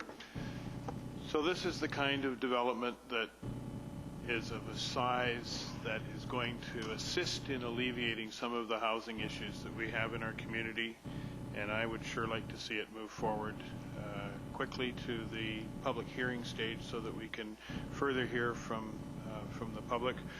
I noted on the report from McDonald Gray with regard to the trail location and the lack of importance of using access through McKillop. We need to that was a significant amount of correspondence that we received with regard to that issue, and I think that we absolutely need to listen to that, but I think it's time to move forward on some of these things so that we can maximize the assessed values, which will help us with our tax base, which will help us to deal with some of the other housing issues, and in and of itself, adding this many units to the pool will certainly help deal with housing issues. Thanks. And just a follow-up to that, there's a number of projects that are lined up on the runway as we speak. Okay. Councillor Beale. Councillor Beale, then I'll go back to you. Thank you, Your Worship. And I would just like to thank our Director of Planning, Mr. Russell, for a great report and the analysis, and it was so encouraging to see that response, read the letter by Nigel Gray, and that the developer is quite open to making those kind of adjustments to the proposal when we get to that point. So I know I want to be supporting this. Councillor Salter. Thank you, Mr. Mayor. I just want to correct myself. I think I said raised sidewalks, but I didn't mean that. I meant raised crosswalks, not sidewalks. So, I think we understood that. Any further questions for Mr. Russell? Okay, I'm going to call the vote because I think everybody's ready. All those in favor of the two recommendations? Opposed? Thank you. That is unanimously carried. So what I'm going to do is, I guess I've got to go through this next one. Yes. This is the second reading and advance to public hearing that Councillor Burton wants to see happen. So I need a mover and a seconder for those two recommendations. Moved by Councillor Beale, seconded by Councillor Patterson. Any discussion? I don't think so. We've just covered the whole issue, so I'm going to call the vote. All those in favor? Opposed? Thank you. That is carried. Okay. So there won't be any third reading of the other bylaw in light of Councillor Beale's earlier motion at the beginning of the meeting. So we're moving on. You reclused yourself. Don't look at me. You reclused yourself. Before we're going to be doing new business now, Council. But before we do, I'm going to ask our CAO. This just happened. Well, it happened on Friday and today, so I'm going to ask the CAO to bring us two verbal reports on issues that have arisen since the publication of the agenda. Mrs. Comas, if you will, please. Yes, Your Worship. The Mayor recently requested that I look into the status of the BC Centennial Totem Pole, which is currently located in front of the Parksville Chamber of Commerce building. The communications manager, Deb Tardif, and I met today with Master Carver Simon James, son of the late Master Carver Jack James, who originally carved this 16-foot totem pole. Simon was involved in 2002 when the pole was last restored. Unfortunately, at first blush, it appears there is serious rot to the core of the pole, as well as water damage, bug infestation, and damage from woodpeckers. In order to do a proper assessment to determine if the totem pole is able to be restored, a more fulsome examination needs to take place. For this to happen, with assistance from an engineering firm, a cage would be constructed around the totem pole. It would then be lifted from its base with a HIAB and moved to an indoor location where it could be laid on its back to be properly examined. The examination will determine if the rot in the pole is so severe it cannot be saved, or if it's salvageable. If it is salvageable, the totem pole would be trucked to Simon James' son's studio on Bowen Island. His son is also a master carver, where it would be restored as much as possible and repainted, and it is suggested the pole be donated to a museum where it would be housed indoors. It can no longer survive in the elements. It is anticipated this will cost about $25,000. As a second part of the project and a Parksville Canada 150 legacy, Simon would create a similar replacement pole which would be stored indoors, possibly in the atrium area of PCTC, and be erected on June 21st, 2018 for National Indigenous Persons Day. The cost of this process is estimated at $75,000 for a total of $100,000, including contingencies and the ceremony for erecting the replacement pole. This creates a 3-generational legacy project for the City of Parksville and would satisfy the criteria of the focus group consulted for a Canada 150 project. The City currently has $32,000 budgeted for a Canada 150 project, and funding applications would be submitted to Canadian Heritage, the Truth and Reconciliation Fund, and other granting organizations to assist with the project. Staff are bringing this forward as a verbal report because of the need to proceed quickly with respect to the evaluation and possible restoration of the Centennial Totem Pole before more damage occurs and before another winter. If Council is in agreement, a motion to authorize staff to proceed with the evaluation and potential restoration of the Centennial Totem Pole for donation to an indoor museum or other suitable site, to submit funding applications to appropriate groups, and proceed to engage Master Carver Simon James to carve a replica pole to be erected at an indoor location in the City of Parksville in conjunction with National Indigenous Persons Day in 2018. Okay, before I go any further, this request, which you omitted to state, was made to me by the President of the Chamber of Commerce. So what does that do to Councillor Burton?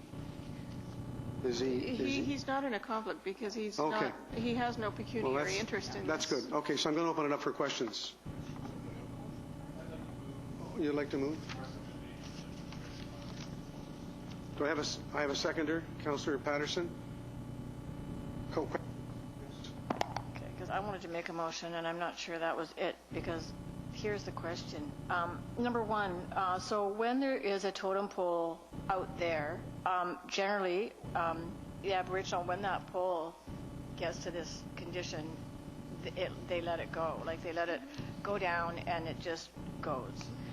So that's one. I just wanted to bring that piece up. So as far as restoring it and keeping it, that makes no sense to me. So it only makes sense that it would go to a museum.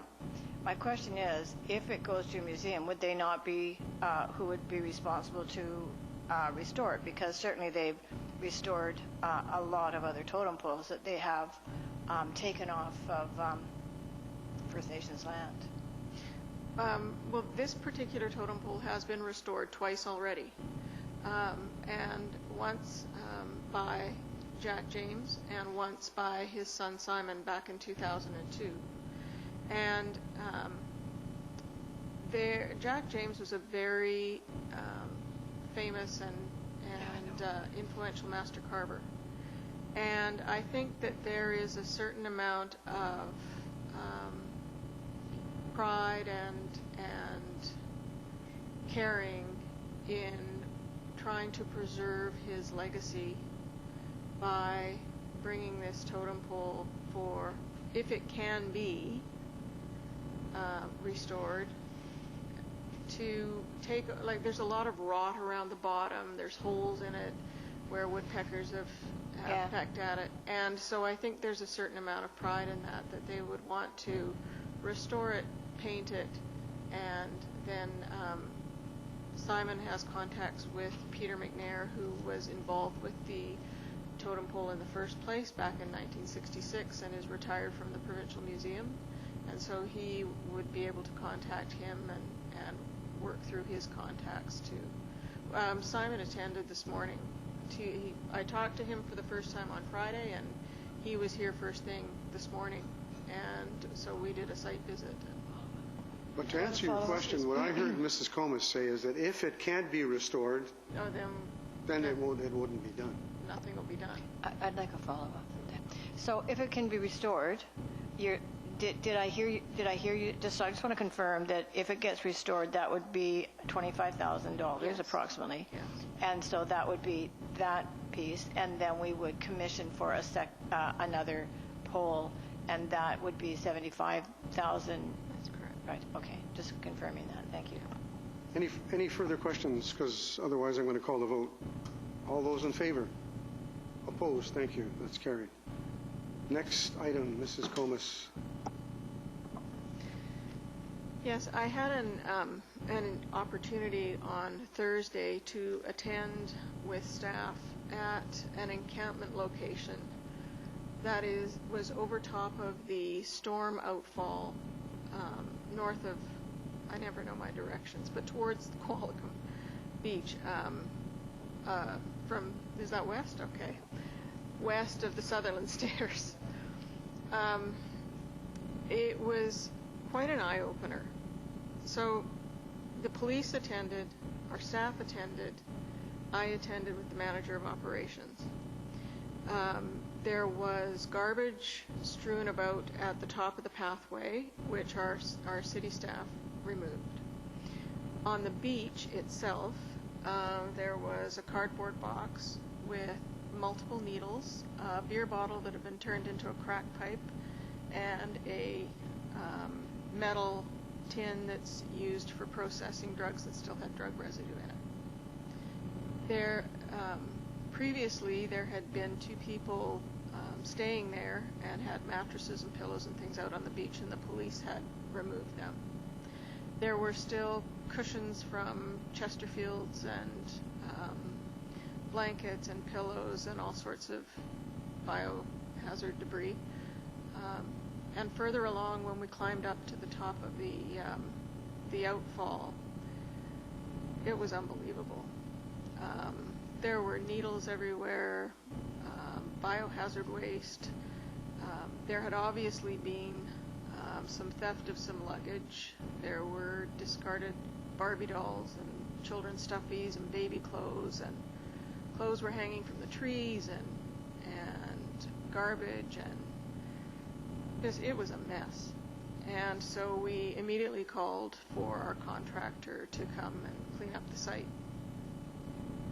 So I guess my point in all of this is that between the discovery of the site, the staff attending, calling Chris James, waiting until he could come. We didn't wait on site, but we left, but staff would go back with him, and the RCMP, because you never know when people are going to come back, and we don't want confrontations between our staff and others. That took up the better part of a day, so over 4 hours. And that is happening more and more often. So I just want council to be aware that, this is new for our employees, it's new for us as a city, and it's taking an inordinate amount of time to address it. And so when things aren't happening quite as quickly as people might like to have them happen, this is consuming a lot of our time. And actually we learned something, because there had been a bag discarded outside of the Bayside Quality Inn.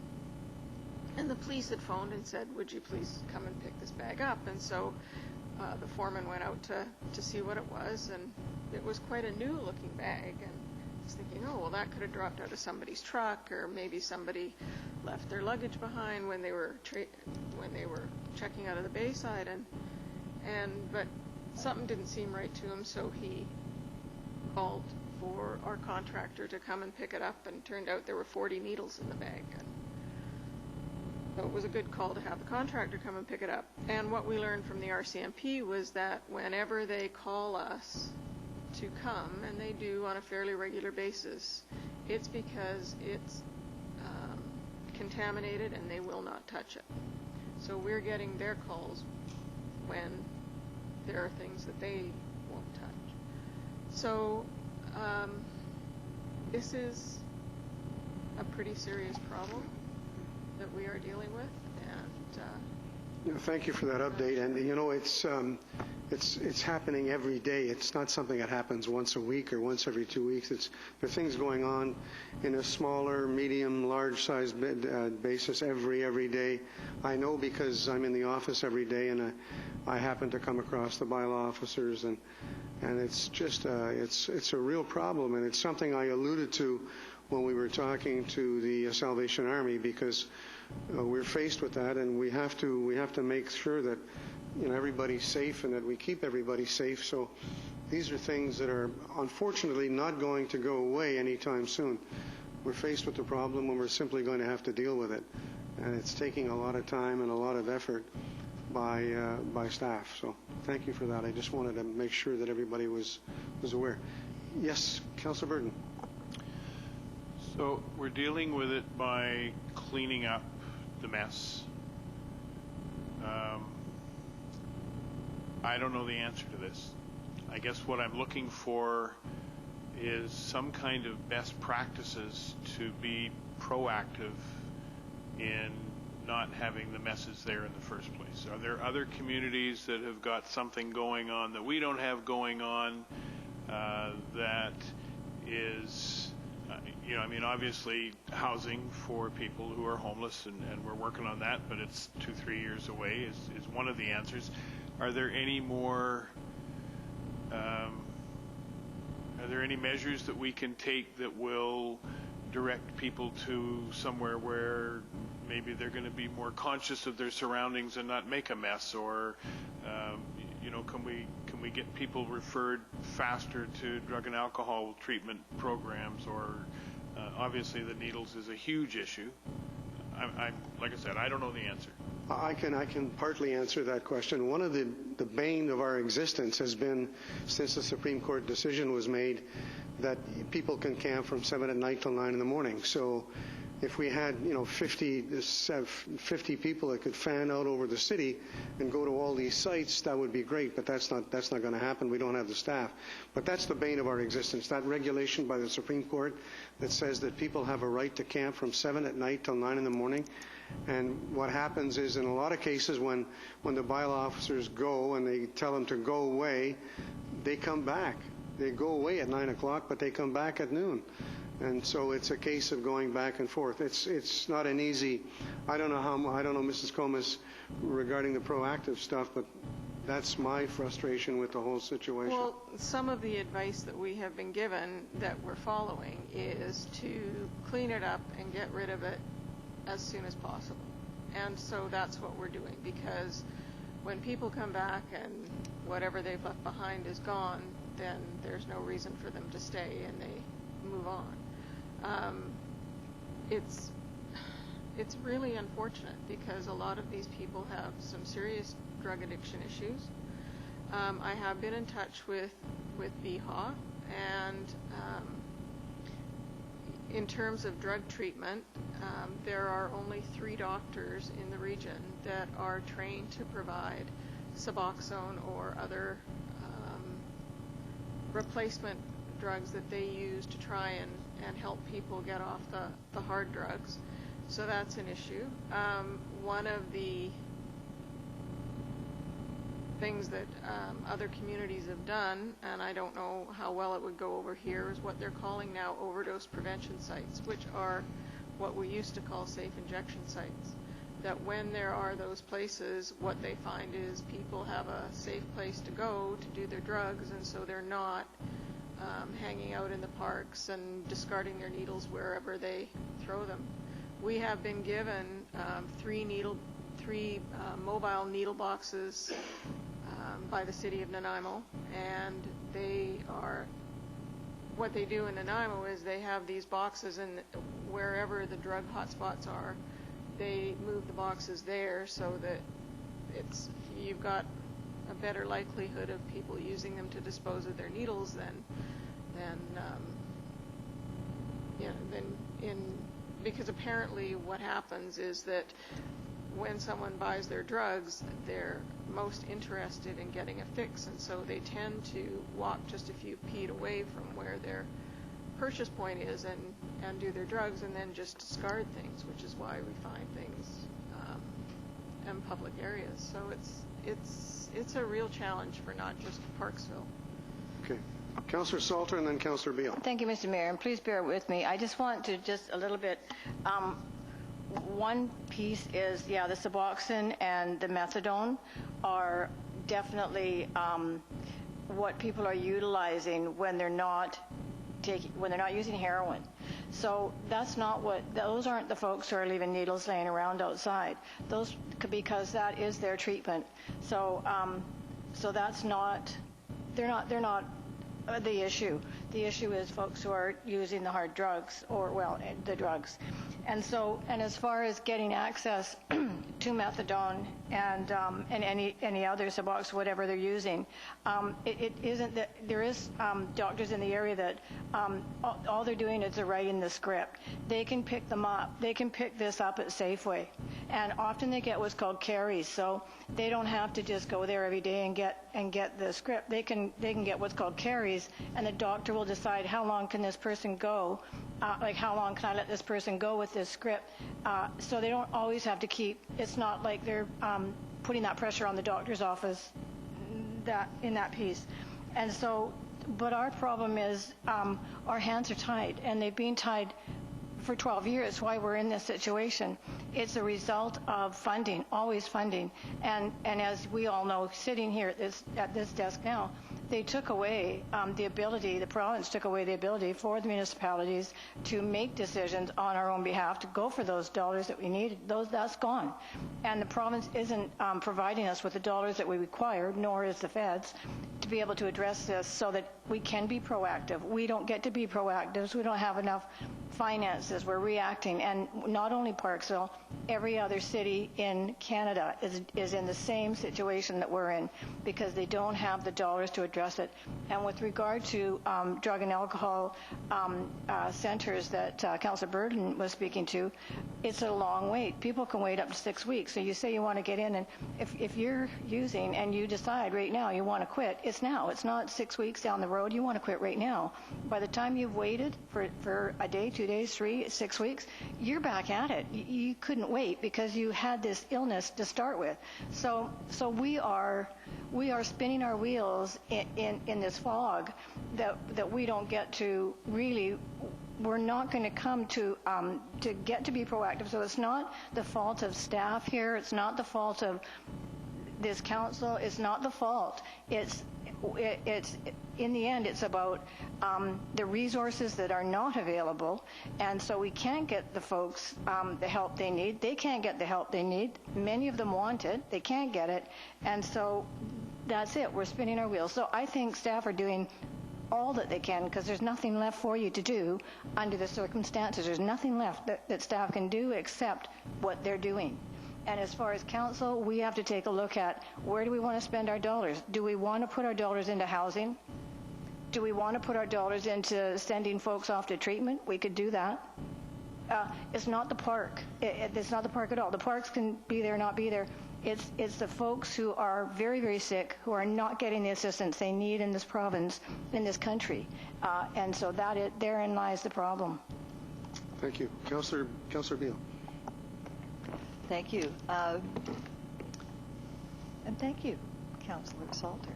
I just wanted to add, in terms of prevention, as Mrs. Colmas mentioned, some communities do have harm reduction sites, or the safe injection sites, which certainly helps reducing some of the detritus, the mess that's left behind. And I would just like to always encourage, as an aside,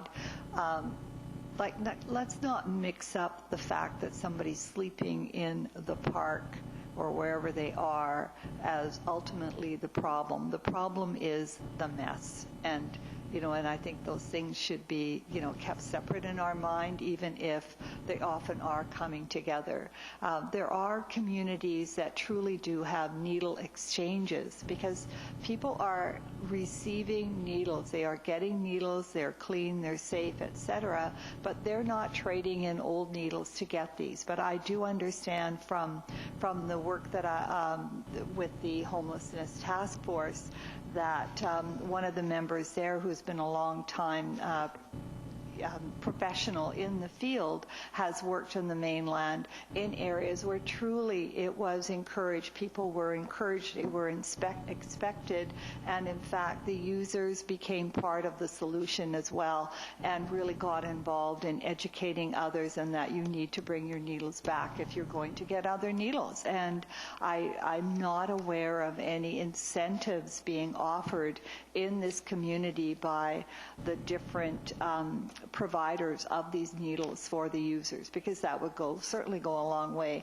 And also providing places for needle collection boxes. I mean, we have here on the building, but it's inside a washroom. It's not outside. It's so I think we need to look at some of those things, and not necessarily us doing all that research, but there are organizations nearby in Nanaimo that are involved with this, and I appreciate that you are getting information from them. Nanaimo also has relatively recently put together a sort of an integrated response team that goes in to explain that the area is going to be cleaned up, so you really need to move on, but here's some places that you can go to help people get connected with some of the service providers. So hopefully we can, move somewhere in those positions, along with, of course, the housing, which is, people in the area are working on, as you mentioned, Councillor Burden. Let's also not forget that the homelessness task force group comprised of SOS and Forward House, and they're doing a lot of work. They work on a daily basis with all of these folks too, so they're holding up their end. Councillor Patterson. Thank you, Your Worship. This is kind of difficult, and I have so many very mixed emotions when we have these discussions. I'm saddened. I'm frustrated. I feel that there's a great deal of mental health issues that end up with our drug issues and everything at the same time. We have a civilization that's deteriorating. We live in a beautiful community that ends up having people coming here from other places. Sometimes other communities make it hard to stay in that community, and that's how we end up with new residents. When I talk about being saddened or frustrated, I, as everyone knows, have a business in the downtown core. And in 1 week alone, we had businesses and sidewalks and everything that were egged. We had another business that had our vehicle robbed.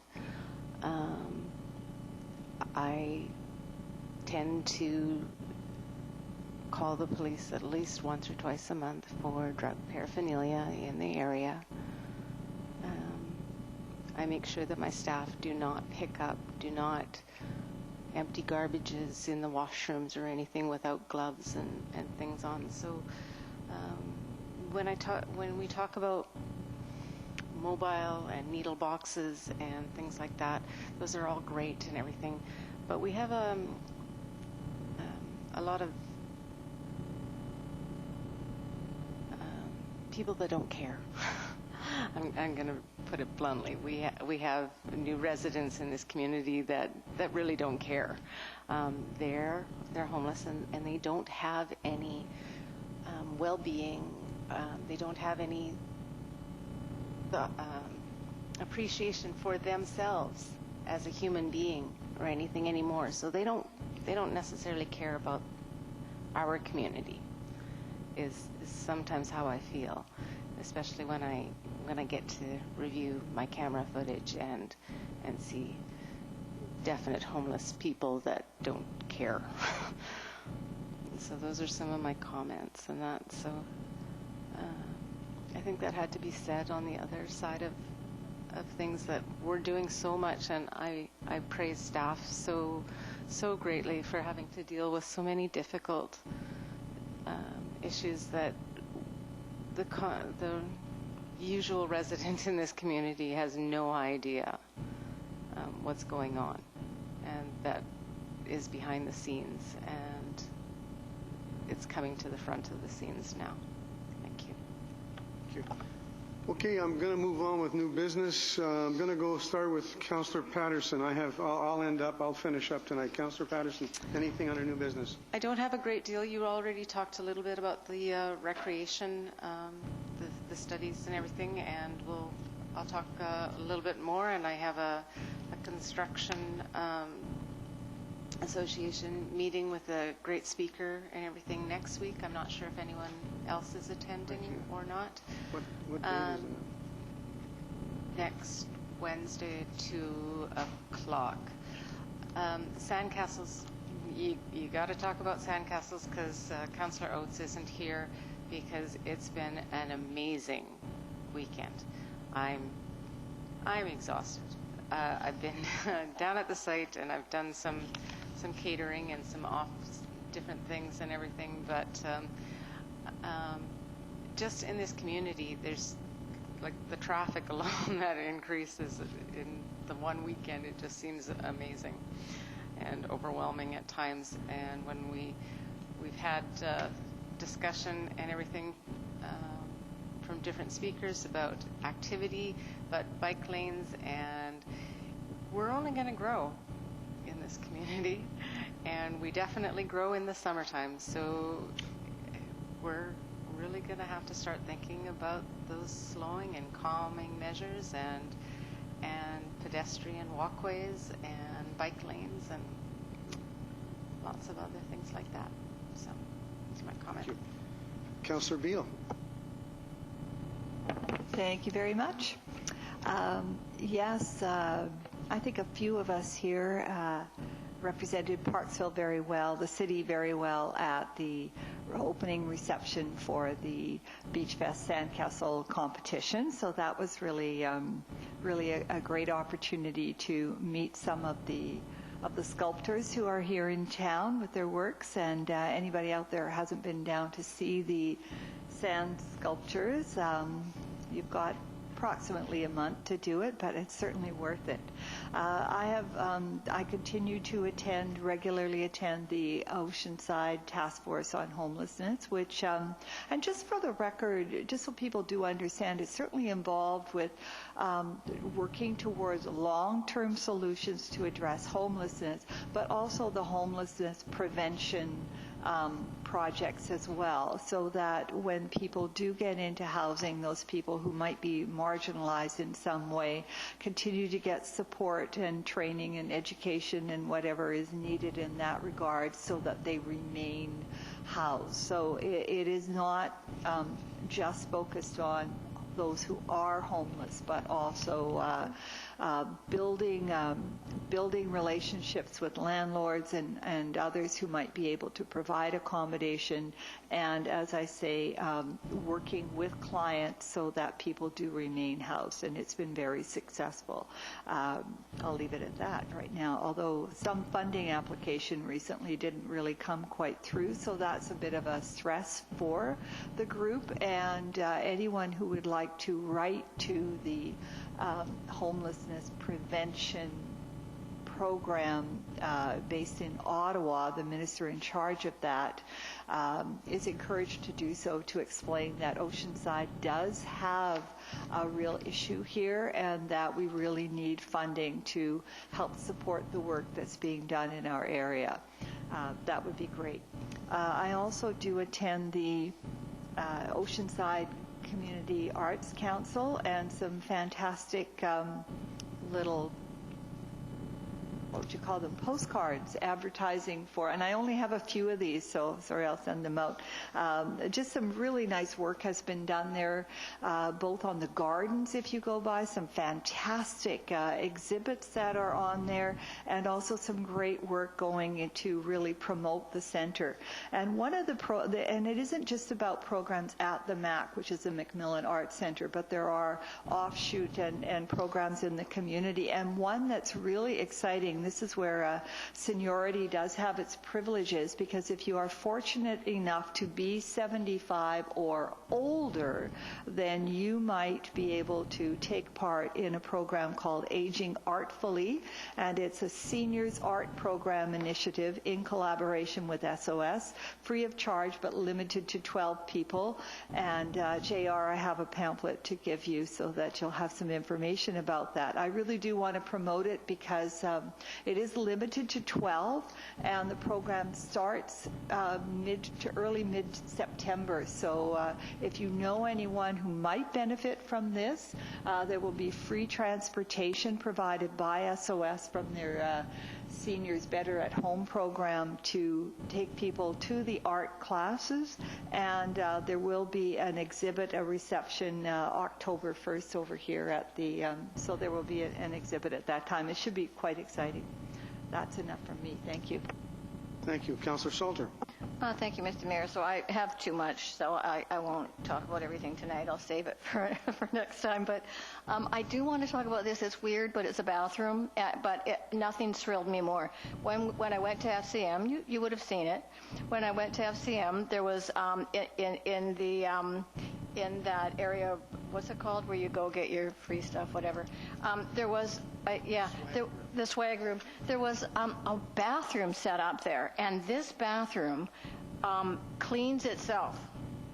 So it's got a sink. You can even have a shower in there, a toilet, and so from City Hall you would decide what time you want to clean this bathroom, and you lock it. So you want to lock it up at 10 o'clock. You lock it up at 10 o'clock from here, and then you clean it. And in the morning, you maybe want it to open at 9, so it opens at 9. You do that from here. It's all set up to do that. So you don't have to maintain this bathroom. And so I asked the man, what about using this for homeless people? Because then they could go in there, they could have a shower, the door locks, and in the morning they have to get out at 9 because it's going to get cleaned at 10.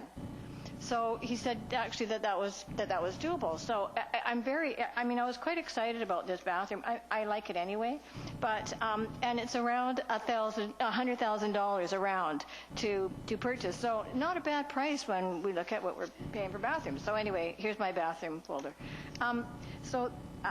Next is the community gardens that I'm liaised with. So Peter sent out a note saying that.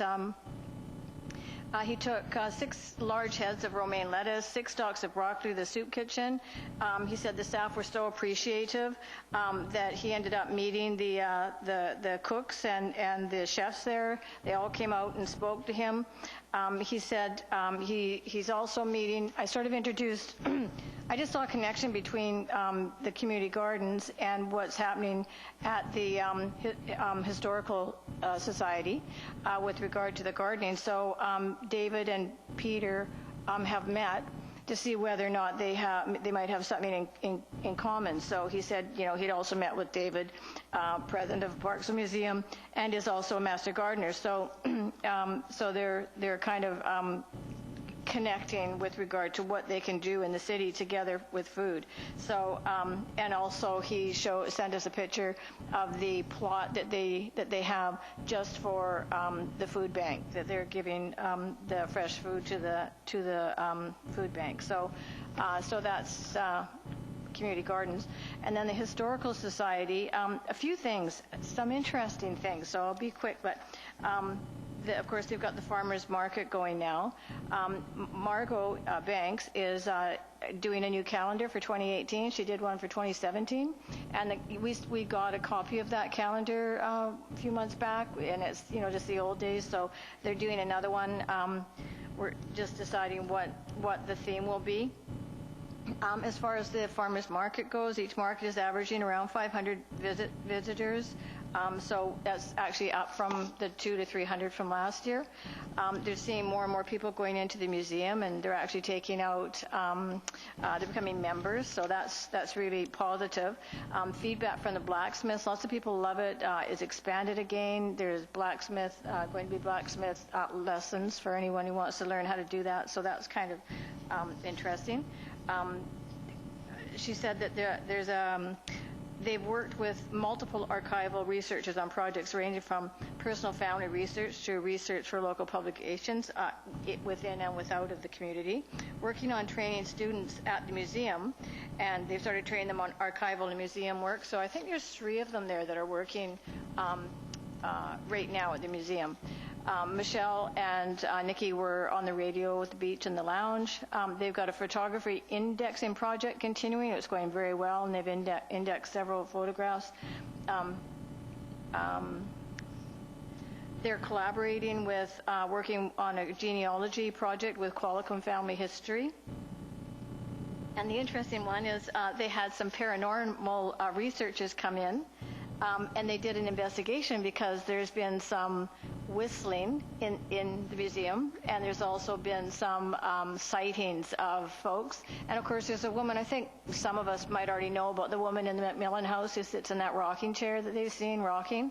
So anyway, these researchers came in, and they didn't come, I mean, the whistling is actually, you can hear it on the audio, but they didn't actually come up with anything substantial with the woman in Macmillan House.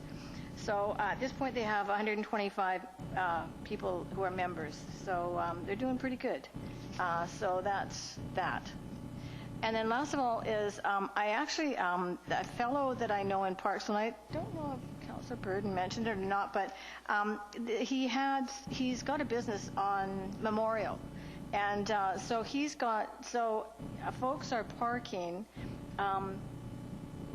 like right up to the curb. So when you go in and out of that business, that street, there's a car right there. So you can't, when you're trying to enter or exit, you can't see beyond the car because they're too close to curb.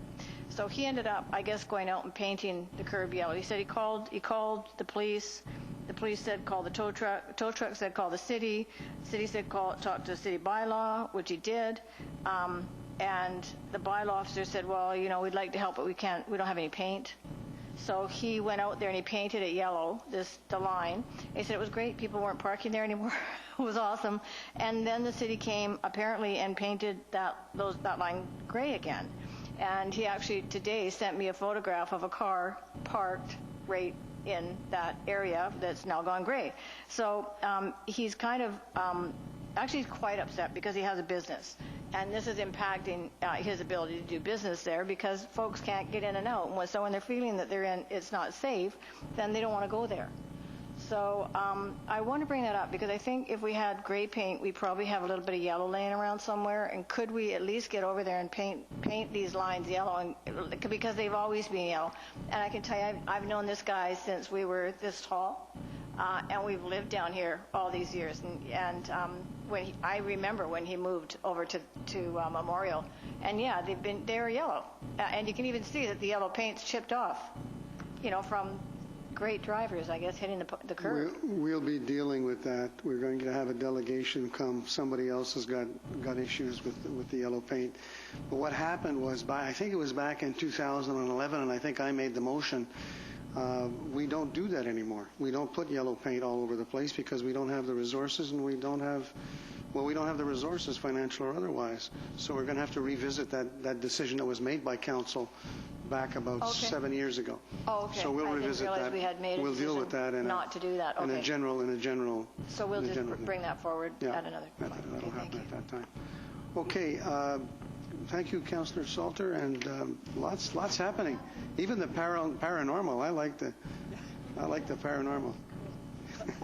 Okay, Councillor Burden.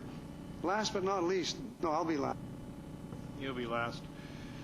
I want to revisit the issue. That's not an issue. I want to revisit the subject of the city-owned lots on the corner of Jensen and the Alberni Highway.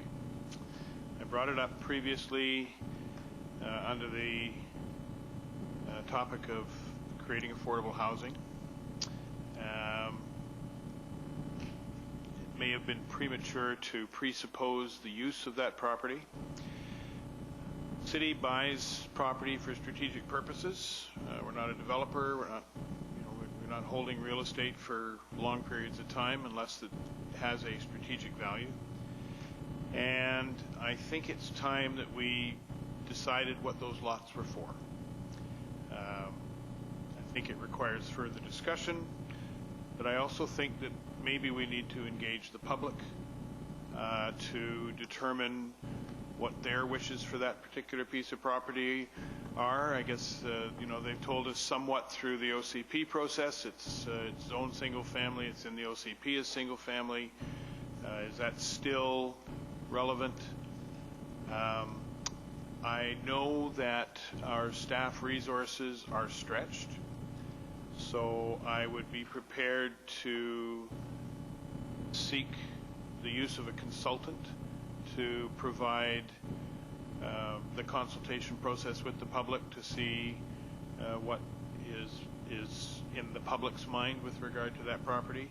But holding it empty when we have housing issues, holding it empty when it's not producing any revenue, holding it empty when it's really serving no purpose. And I'm not talking about the gravel parking lot. The gravel parking lot serves a purpose for folks parking in the downtown, folks from the city parking. I'm talking about the balance on the Alberni Highway side. I'd like to see us determine what the best use is. I'd like public to weigh in on that process, and I'd like us to move forward with determining how we're going to, what the strategic purpose of that original purchase was. Are you making a motion? Yes. And you've talked about staff, you talk about, so your motion is? My motion is to hire a consultant to consult with the public to come back to council with a report with regard to the use of that property. With no particular, just general, what do you want to do with the property? No presupposed bias. Is there a seconder for that motion? You're seconding it? Okay, so I have a seconder. Discussion. I've discussed. Councillor Salter, then Councillor Beale. Just to provide some clarification for council, it's 7 lots. The first 3 are designated parking. So if council were to change those from parking, they have to provide alternate source of parking. So we're dealing with 7 lots, and they are currently zoned multifamily. They're not single-family residential. Oh, sorry. The OCP has them as multifamily units. And I just asked for a clarification on what kind of time frame we would be looking at. I detected from Councillor Burden that you're excluding the parking from that study. Parking stays parking. Yeah. Yeah, okay. But if there could be a time frame attached to this, in the sense that we're right in the middle of the busiest development season. So, okay, so, but if we left this for, say, later in the fall or early winter where things are quieter, we might be able to do that? I don't want it to fade away. Okay? I'd like the discussion to carry on.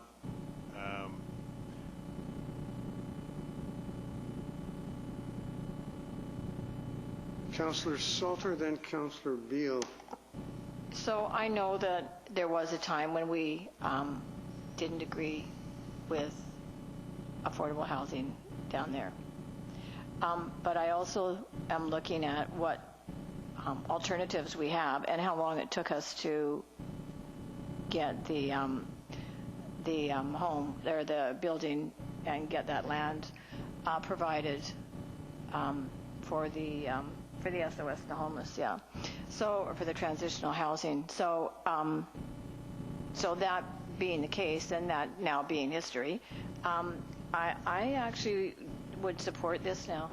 I think as far as the parking goes, and I absolutely think we need to keep the parking for folks who are, working and providing the needs for all the folks who shop and do their business in Parksville. So I absolutely would like to leave that. But with the 4 lots that are left over, and as far as the OCP, the OCPs get amended all the time. And we amend them often not too long after we've had an OCP because we have to meet the RGS. So, yes, I think with community consultation, that can be addressed, and we can look at if we have to amend an OCP, then so be it. But I think I absolutely support this. I think that is proactive. Getting something going for folks is a proactive approach, and if we continue to drag our feet, then we're going to continue to hear the stories about the cleanup that's going on. We're going to continue to hear the stories about folks, parked outside of your business and doing whatever, because it's never going to end. So proactive is, it is the best approach, and it's going to cost us a little bit of money, but in the end, we're going to save it because we won't be sending staff out to do the cleanup, and the police won't be coming out to drag people away, and on it goes. Thank you. Councillor Beale. Thank you, Worship, and thank you, Councillor Burden, because I wasn't sure what motion you would be bringing forward tonight, but I really appreciate that this is completely open, the recommendation, because in fact the community, and for me what's really important is that before we go ahead with any RFPs or what may be, I absolutely want to have a process for community consultation in place that's very broad, social media, in person, that really people have a real opportunity to give their thoughts on what might be put there in those 4 lots. And I did have a chance to speak briefly with Mrs. Comas about this earlier today, and the thought that if something could be done in the winter, then I'm even wondering if our staff could be involved. Do we need to have an outside consultant? I'm just thinking about the fairly positive results that have taken place with the park survey and the like over this past while. But I'd like to get an idea from Mrs. Comas if would she feel that we need to go with a consultant to put this together, or is it maybe to draft it and then we put it out there, or what her thoughts are on this? But absolutely waiting until the winter when things are slowing down with planning in other areas. Mrs. Comas, if I may. Yes, Your Worship, through to Councillor Beale, I would heartily agree with Councillor Burden's motion to bring a consultant in to take that. I think that would be a good idea. And do we have any idea what it might cost for a consultant to, I guess, just put together a structure for us to collect this information? Yeah, I would think somewhere between 30 to 50,000, somewhere in there.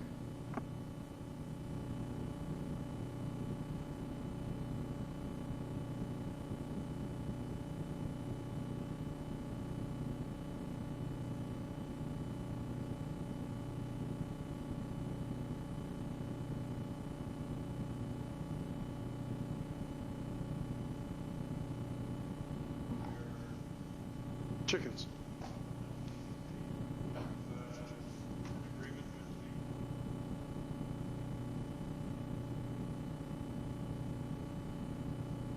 Good stuff. Okay, I'll finish up, Council, if you'll let me. First of all, this Thursday from 2 to 4, under the auspices of Councillor Beale, there's going to be Coffee with Council held in this building. Importantly, this Thursday, there's 2 important things happening in town. On July the 20th, from noon to 7 p.m., IAG Developments is holding a public information session to present. It's noon. Noon. It was verified it's noon. They've changed. Noon to 7 p.m. is holding a public information session to present potential redevelopment of 161 Island Highway, which is the Parksville Beach Motel property. I encourage all residents to take a few minutes to check out the redevelopment proposal. Next, on the same day, early in the afternoon, around 1:30, it's Pagosa Day in Parksville. And Pagosa was formed in 1991. This is the Parksville Golden Oldies Sports Association. And of course, we all know that they organize many, many activities, sports activities for seniors and retirees in Parksville and Qualicum Beach, and it's an integral part of the activities for this community. On this coming Saturday, July the 22nd, from 10 a.m. to 3 p.m., the Parksville Fire Department celebrates its 75th year, and is going to host a show and shine and open house from 10 a.m. to 3 p.m. at the fire hall and in the parking area between the fire station and City Hall, where classic and current firefighting equipment from communities all over the island will be on display. Looks like a promising day. Hope you can attend. And lastly, the Quality Food Sense sculpting competition is underway. It's going to be on until August the 20th, and they tell me that this past Saturday and Sunday there were over 11,000 people that attended, so it's pretty awesome. Starting off with a great number. So, on that note, unless anybody's got any new business, I'm going to need a mover and a seconder for adjournment to this meeting. Councillor Burton and Councillor Salter. All those in favor? Thank you. We are adjourned.